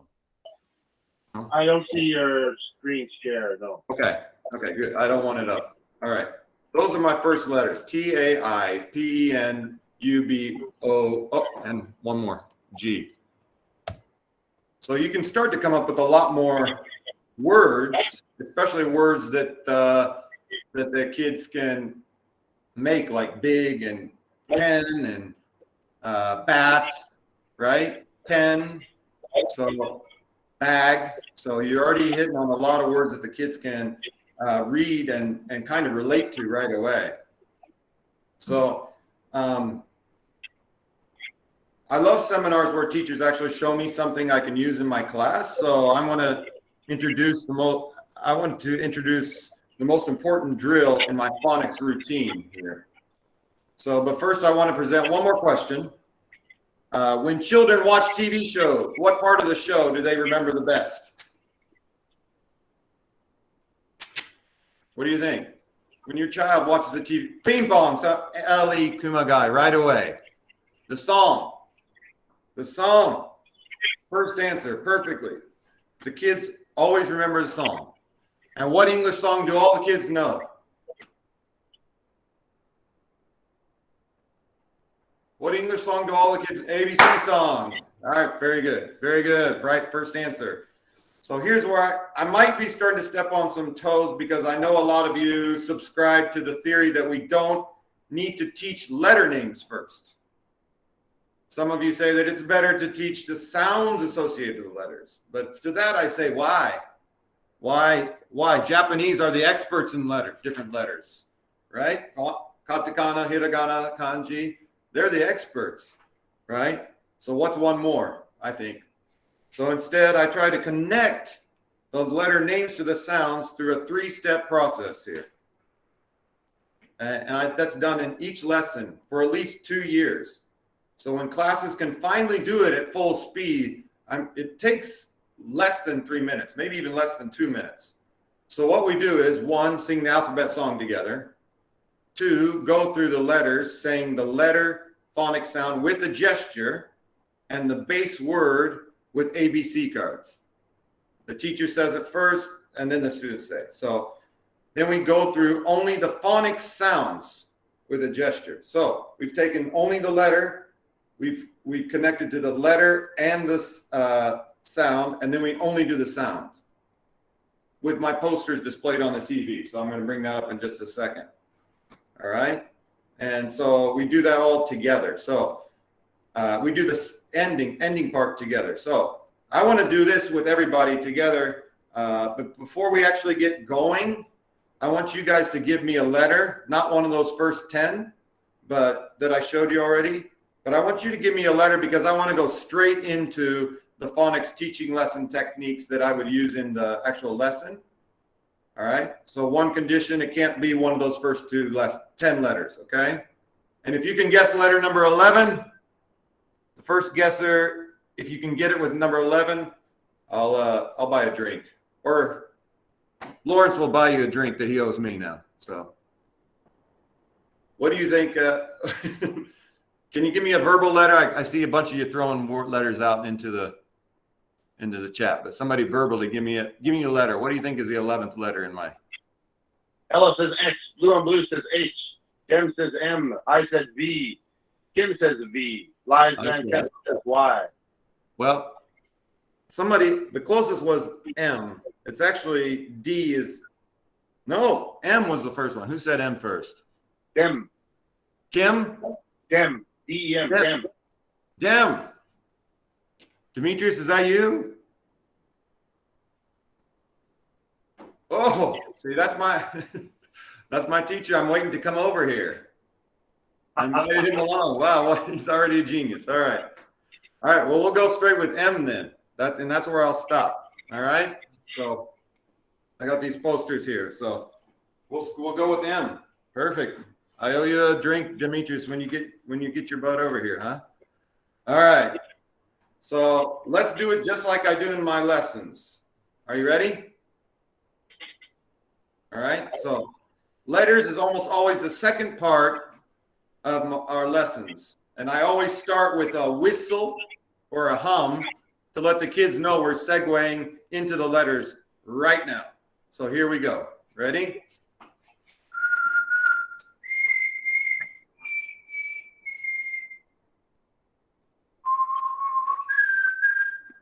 Sorry. Let me plug this in. All right. I didn't want to get that feedback when I stopped talking, so. Okay.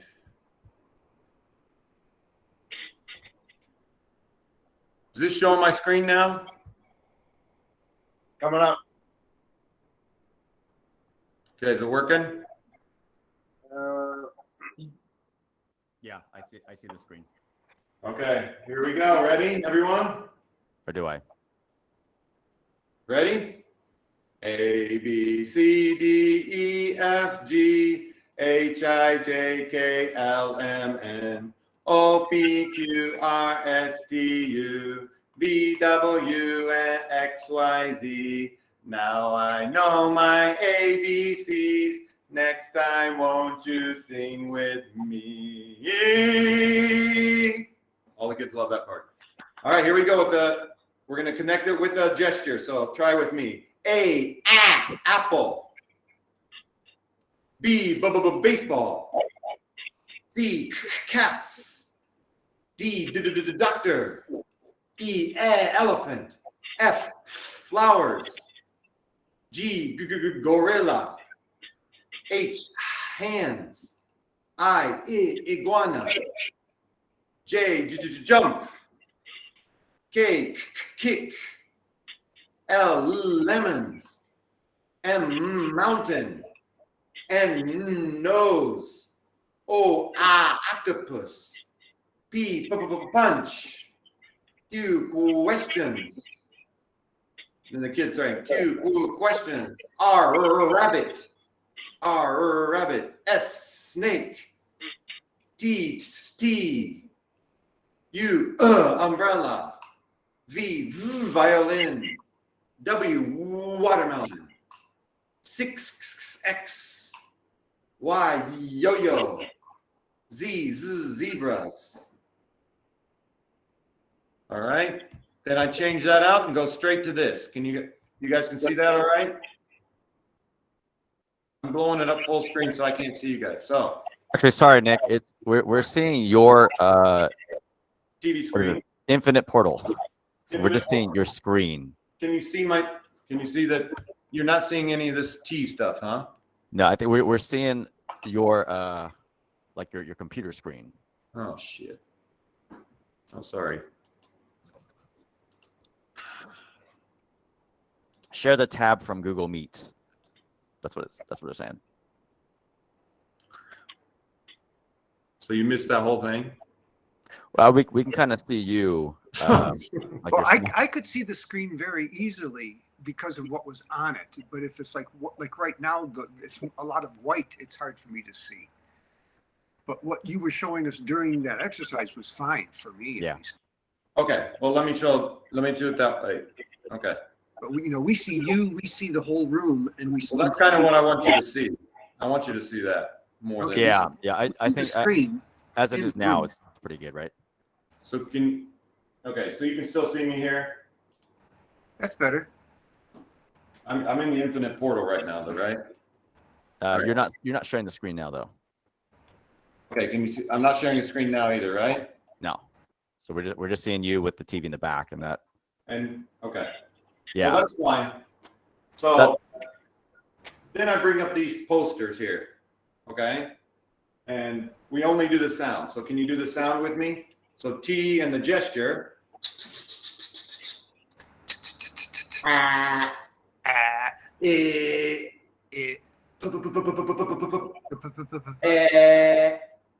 And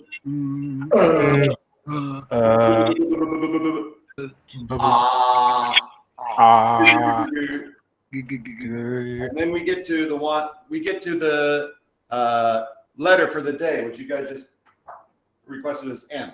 Okay. So I hope no one's saying elemental P while we were in there. All right. But anyways, this is the letter we just stopped on. So this is where the lesson actually starts. So I do that routine every time. And I just think it's good. Don't skip out on your routine because the kids look forward to that. And it's, you can just, maybe you can just imagine like what we just did, like all 8 of the kids in the class are just like all in rhythm, all together. And it's pretty amazing. And it helps get it into their heads as well. All right. So, anyways, I created it's a kind of like a book, this one you're looking at, but if you call it a book, but I blow them up into posters. All right. And then, so you can see the design. The letter is the main feature here in the middle. And then at the top, there are 3 images, pretty common images that will start with, the letter, right?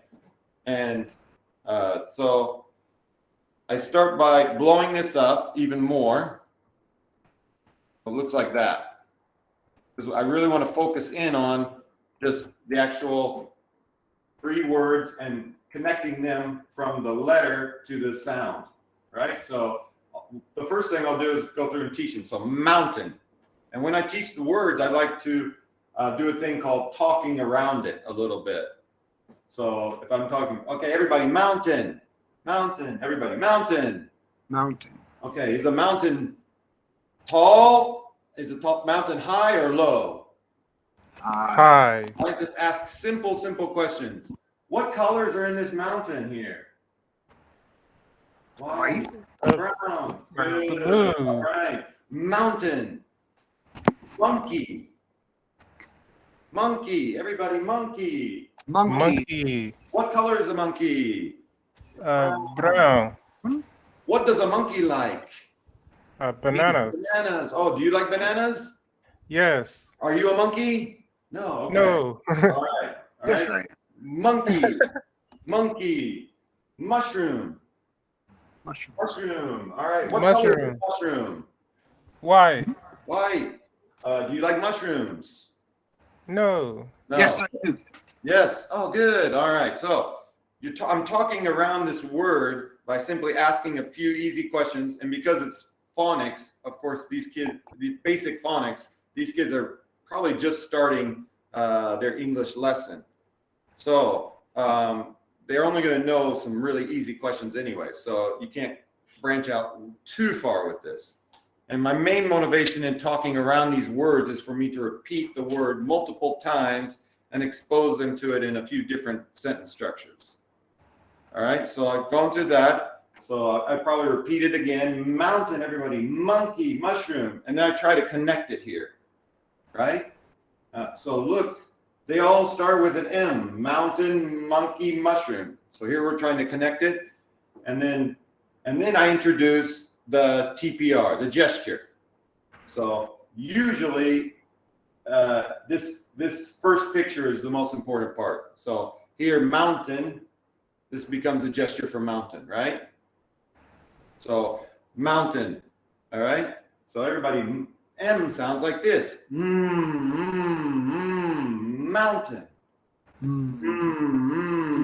Mountain.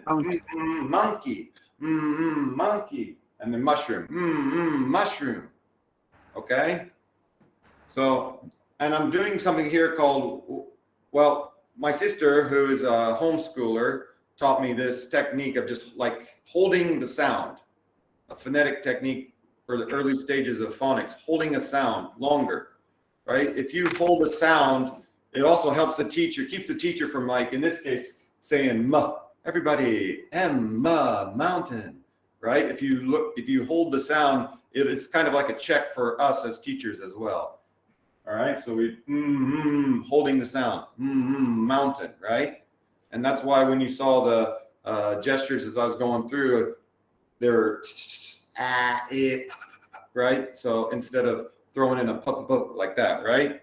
I think a lot of us know not to do that. So, but next is time for the fun part, right? So these are printed off onto A3 or B4 size. So, okay.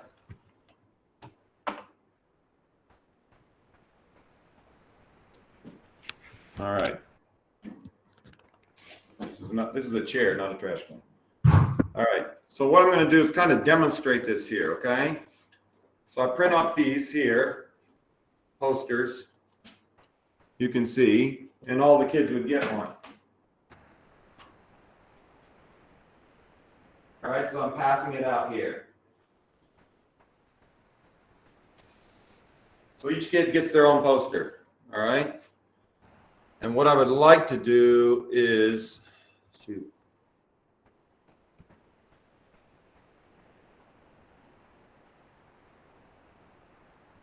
kind of want to bring the poster up onto the wall. I don't know why this is, this ain't work. This screen share isn't working. Like, okay, can you guys see this poster now? Yes. Okay. Poster's good. Yep. It's not working like it did that first time around. It's not even an option. Sorry, guys, I'm not experienced with Google Meet as well as I am with Zoom. Okay, but can you see can you see me as well? Yeah.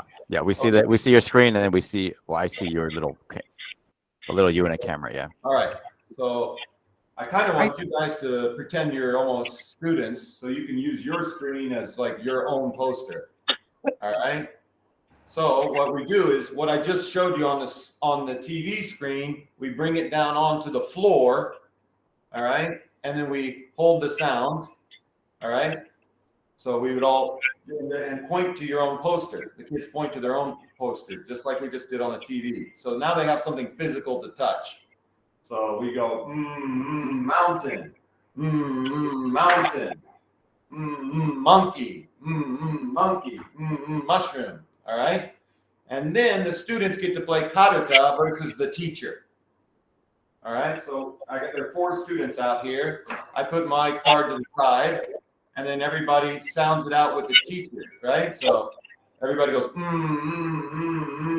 and then mountain, and they all hit mountain together, right? We go, monkey, and they would all hit monkey together. Now, if I can touch it before them, for example, if I touch the mushroom before them, then I'll pretend I'm eating their mushroom. Oh, and the kids love that. An extra action there, right? If I touch the monkey before, I'll act like I'm a monkey, kind of chasing them or something. So the kids really get into that kind of, game and activity part of the lesson as well. So, all right. Then after this activity, we move down to the middle part of the poster. The middle part, right? And again, we have the mop and the map and the mom. So again, we practice holding the sound again as we learn the words and touching them. So mop, mop, map, mom. And then we move over to the right side of the poster. All right, which usually has 5 words on the right. So then, as we sound out the words together, pointing to the words, we'll sound it out. And now you can see the letters they've already learned down there, right? So we have they're sounding it out together. And doing gestures. I usually try to do the gesture, and some of the kids will follow. But right? And so then they'll connect it with their finger. They'll take their own little poster and mop, mop, mop, mop, mop, mop, mop. We'll do that together. Right? And same, mom. We go right down the board. Now, sometimes there are ones that I try to stick in minimal pairs. Now, in this case, mop and map also, they have the minimal pair with the O versus the A. But sometimes I throw in the extra words so that it will deliberately try to confuse the kids a little bit, but also teach them well with the minimal pairs. All right. So when we finish all this with the posters, we go right back to, they give me the poster, here you are, and then we go right back to that. So it looks like I'm presenting something that can only be used, with my materials, but I would really beg to differ that, because, if you look at in many common materials, like if I just look at the Let's Go books. Jeez. Yeah, I'm just going to share my entire screen here. If we look at Let's Go books, like Let's Go Starter, there they are. Three words right there, right? That's a pretty old one. But you get into Let's Go here, they're teaching I, there's 4 words. You could do the same or similar techniques there as well. Here's Let's Go 2 with their system. I don't know how would that work, Lawrence, with the Think, Read, Write that you were just presenting? Sorry, can you repeat the question? Do you think that kind of technique I was just using would kind of work with the Think, Read, Write that you were using? Yeah, definitely. Okay, so because it looked like you had like three words as well presented with like W when you were sharing that a second ago. Yes. So, what I just showed you could easily, transfer over to the materials you guys are using in your classrooms. Okay. But I would say get into using gestures along with your phonics, because if you think about gestures, okay, if you get to where you're teaching, say, blends, right? Then it gets really fun, because if you're teaching MP, then you teach and P, pup for punch, right? So, and the kids really get into that, right? Or ND, N for nose and D for doctor. So then they're going, right? And you don't have any of that, any extra sound slipping in there if you're putting in the gestures. ST, drinking the tea. This is drinking the tea, but snake. K, this is kick. So right? So if you're using the blends together, if you're using the gestures, then you can do blends, and the kids won't insert that extra Japanese sound, right? Like sometimes if you're teaching C and L, right? The kids will go kula, kula, kula, right? So if you have gestures, it's real easy just to go, okay, this is the C, right? This is the L, right? So now we're doing it together. Right? And the kids easily connect the sounds, and that they go together, and you don't insert anything in the middle there. So, well, in the end, I think it's good that Lawrence went way over because even though I was trying to hurry just now, I'm about done really. So, well, you're welcome, Nick. hi. So it worked out perfectly. I We're a good pair. suspected you were gonna go under, so yeah, I went over for your benefit. Thank you. I appreciate it. No, I would have. I could expand on a couple more points, but does anyone have any questions in general from my side? Well, I'm here, so you can direct questions either way. Ellie wants to know about the spelling bee. Well, the spelling bee. So it's a spelling. I was big into the spelling bee when I was in America, so I tried to create something like that for Japanese levels. So it's all, let me open up. I can show you some, what would you like to see? Like some levels. It's all, like I said, phonic based. So like A through E is all CBC words, right? And then F through K is where you put a little by little, you put in the blends, right? So like, for example, level F will be MP, NT, ND, FT, and NG. All right. How do I teach sight words? Sight words are its own baby. I bring that up, and I'll set aside like a series of sight words. I think I'm kind of going to the chat too, and Ellie is asking basically how does a spelling bee, like, how do you run it? What does it look like? Maybe not so much the content really, Ellie. Okay. It's CVC, but I mean the one I went to go see, basically what's the whole, like, the show, you know? The spelling bee contest. Yeah. Yeah.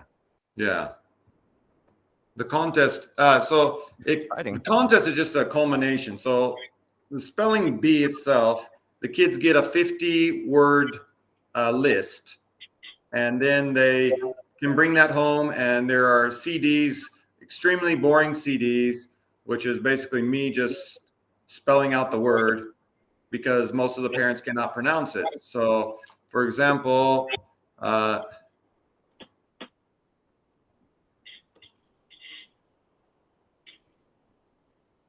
you see? You're seeing my screen now?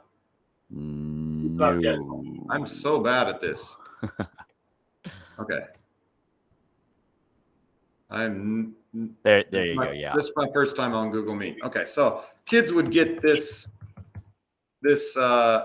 list, and they take that home to themselves. To take that home by themselves, and if they want, they can buy or rent or a CD, or some schools just give it like borrow it, lend it out, and the kids bring this home and they study it on their own, and then nowadays I do just an online quick test. So randomly, if a kid is doing level A, they might study it for a week, they might study it for a month, and then I'll Zoom them, and it takes about 3 to 5 minutes, and I give them a 10 question test verbally. All right, I'll say, please spell ham, and they'll say H-A-M, ham. If they get 7 out of 10 right, great, you passed level A. All right, next time you come to class, get level B, and let's do it. And then they slowly progress through the levels. And I'll tell you, like, I've never seen a program work to immediately improve a kid's reading ability like this one. Like, I've had kids study with me for 5 years. You know, the student who, or 4 years, they just can't get it. They just never get it. And then they finally, I talked them into trying this, and, you know, 2 months later, they're reading much better, much more smoothly.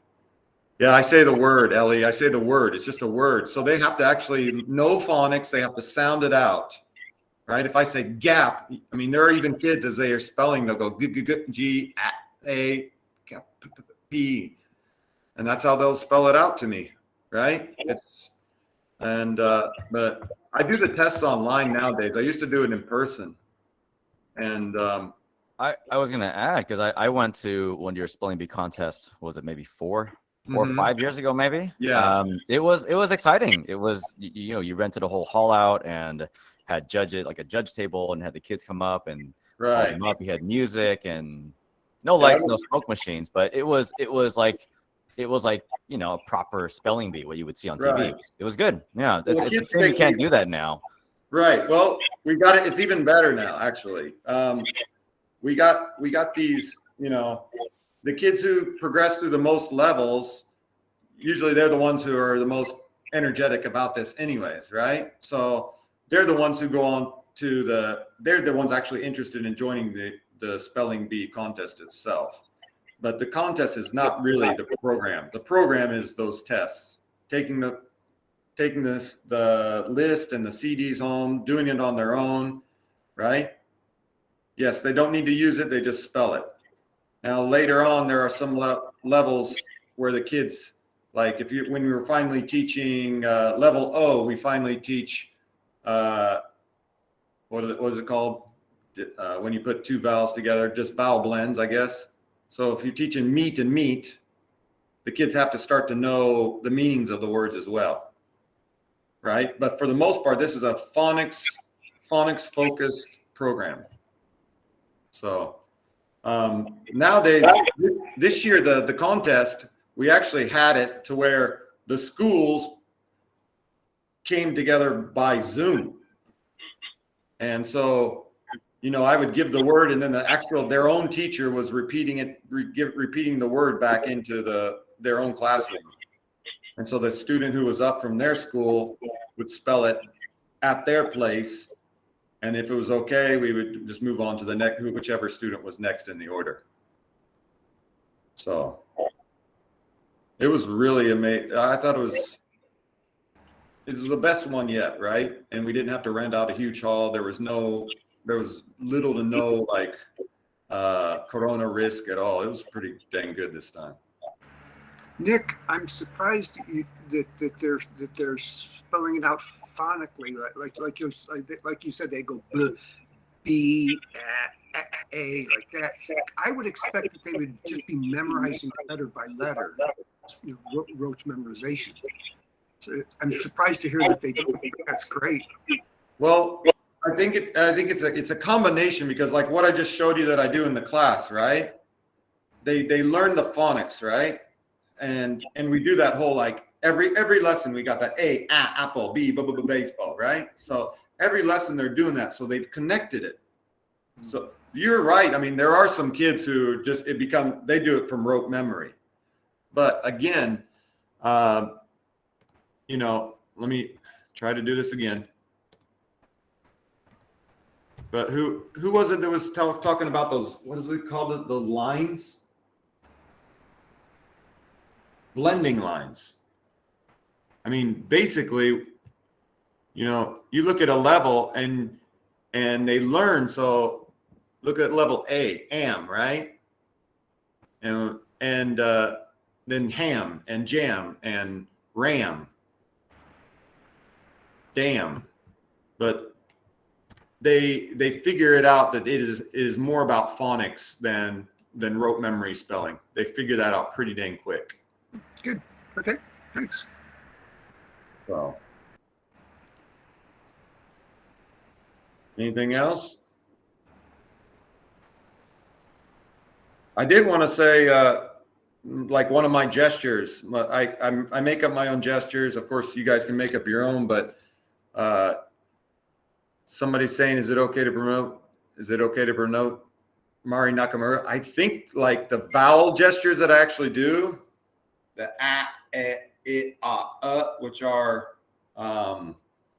which are like reflections of what you actually use with your mouth. I think that may have come from Mari Nakamura, one of those famous Japanese English teachers, female Japanese English teacher. She was really good. She had a really good presentation a long time ago, and it stuck with me for like the past 18 years. So, yeah. Any other questions in particular?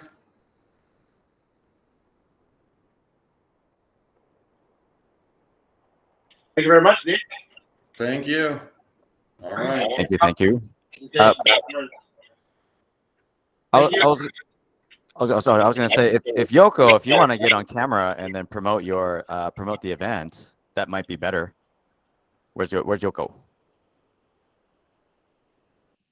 Thanks, Lawrence. I don't know how cannot use a camera today because Okay. this is the very first time to join the Google meeting. I always use Zoom. I'm sorry. Hi, I'm Yoko Takano. Hi, Yoko. I am supporting Nagoya Jout as a program chair. This is a big news. So the February 5th. So we changed our mind to the face-to-face session to our all Zoom session. So therefore, for free. And the National Geographic Learning will do the big book display and raffle. And David White, who is a senior advisor in Asia, tried to give the free gift, but I don't know how. But we are thinking about maybe I could Shiverish.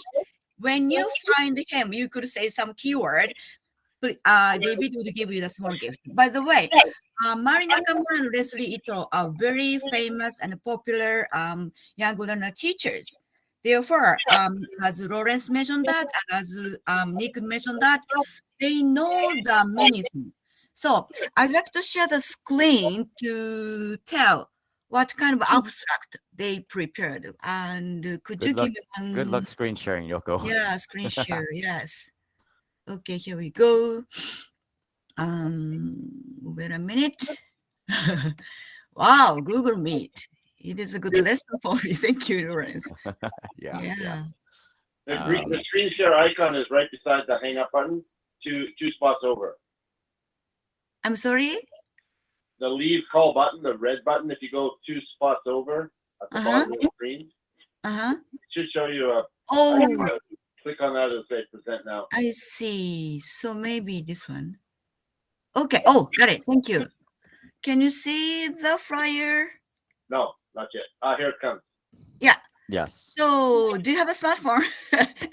Just register today.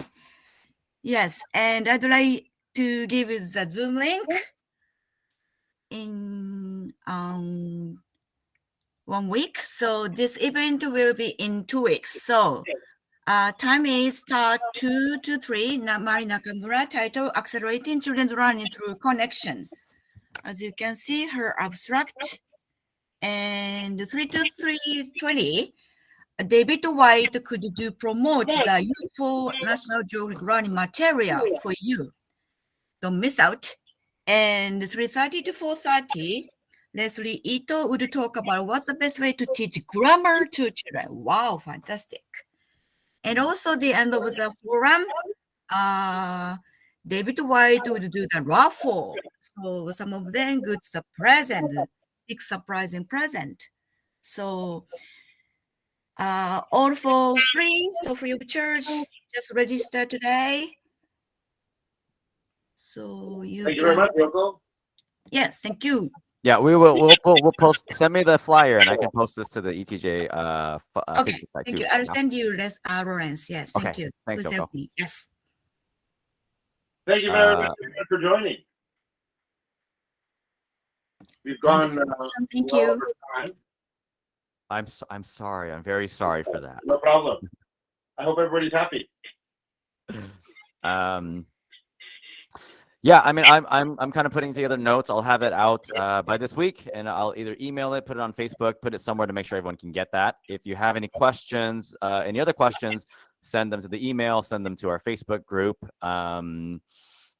Anything else? Our next event is going to be in March. We have not decided when or what yet exactly. We're waiting for a decision about coronavirus. So probably online in March. Please keep your eyes open for it and join us then. Thank you very much. Okay. Thank you, Lawrence. Thank you, Nick. All right. Yes. Thank you for. It was good to see. Thank you, everyone. I saw, and yes, thank you, everybody. Take care. All right. Have a wonderful Sunday, everybody. Thanks, everyone. Thanks a lot.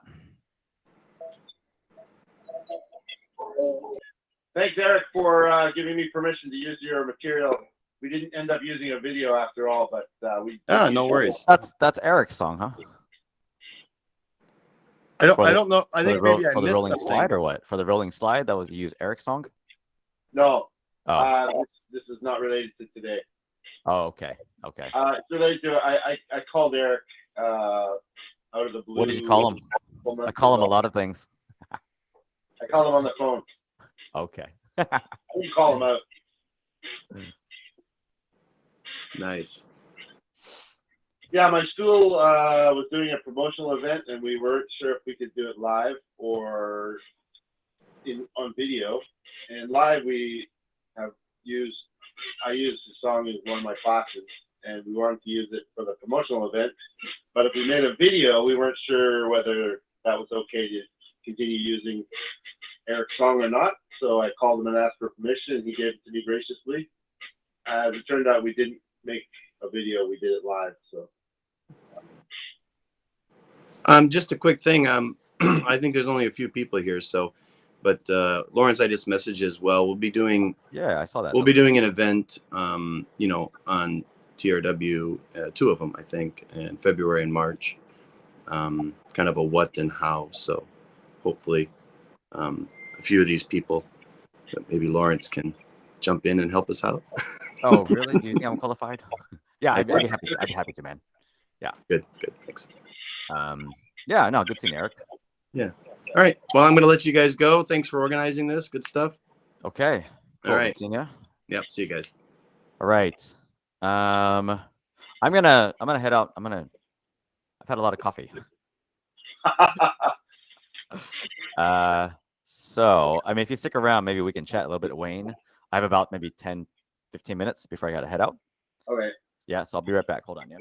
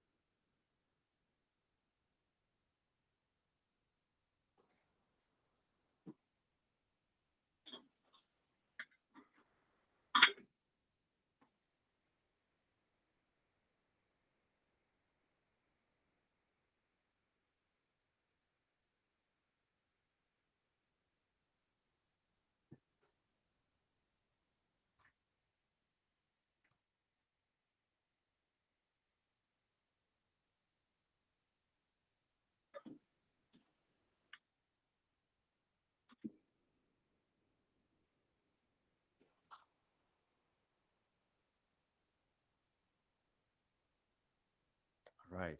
Wayne, you there? Is anybody still here?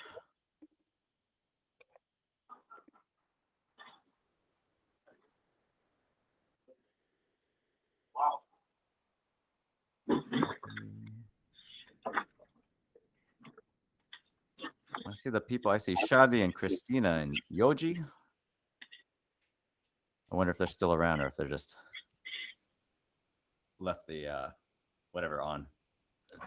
Yeah, they probably just left it on.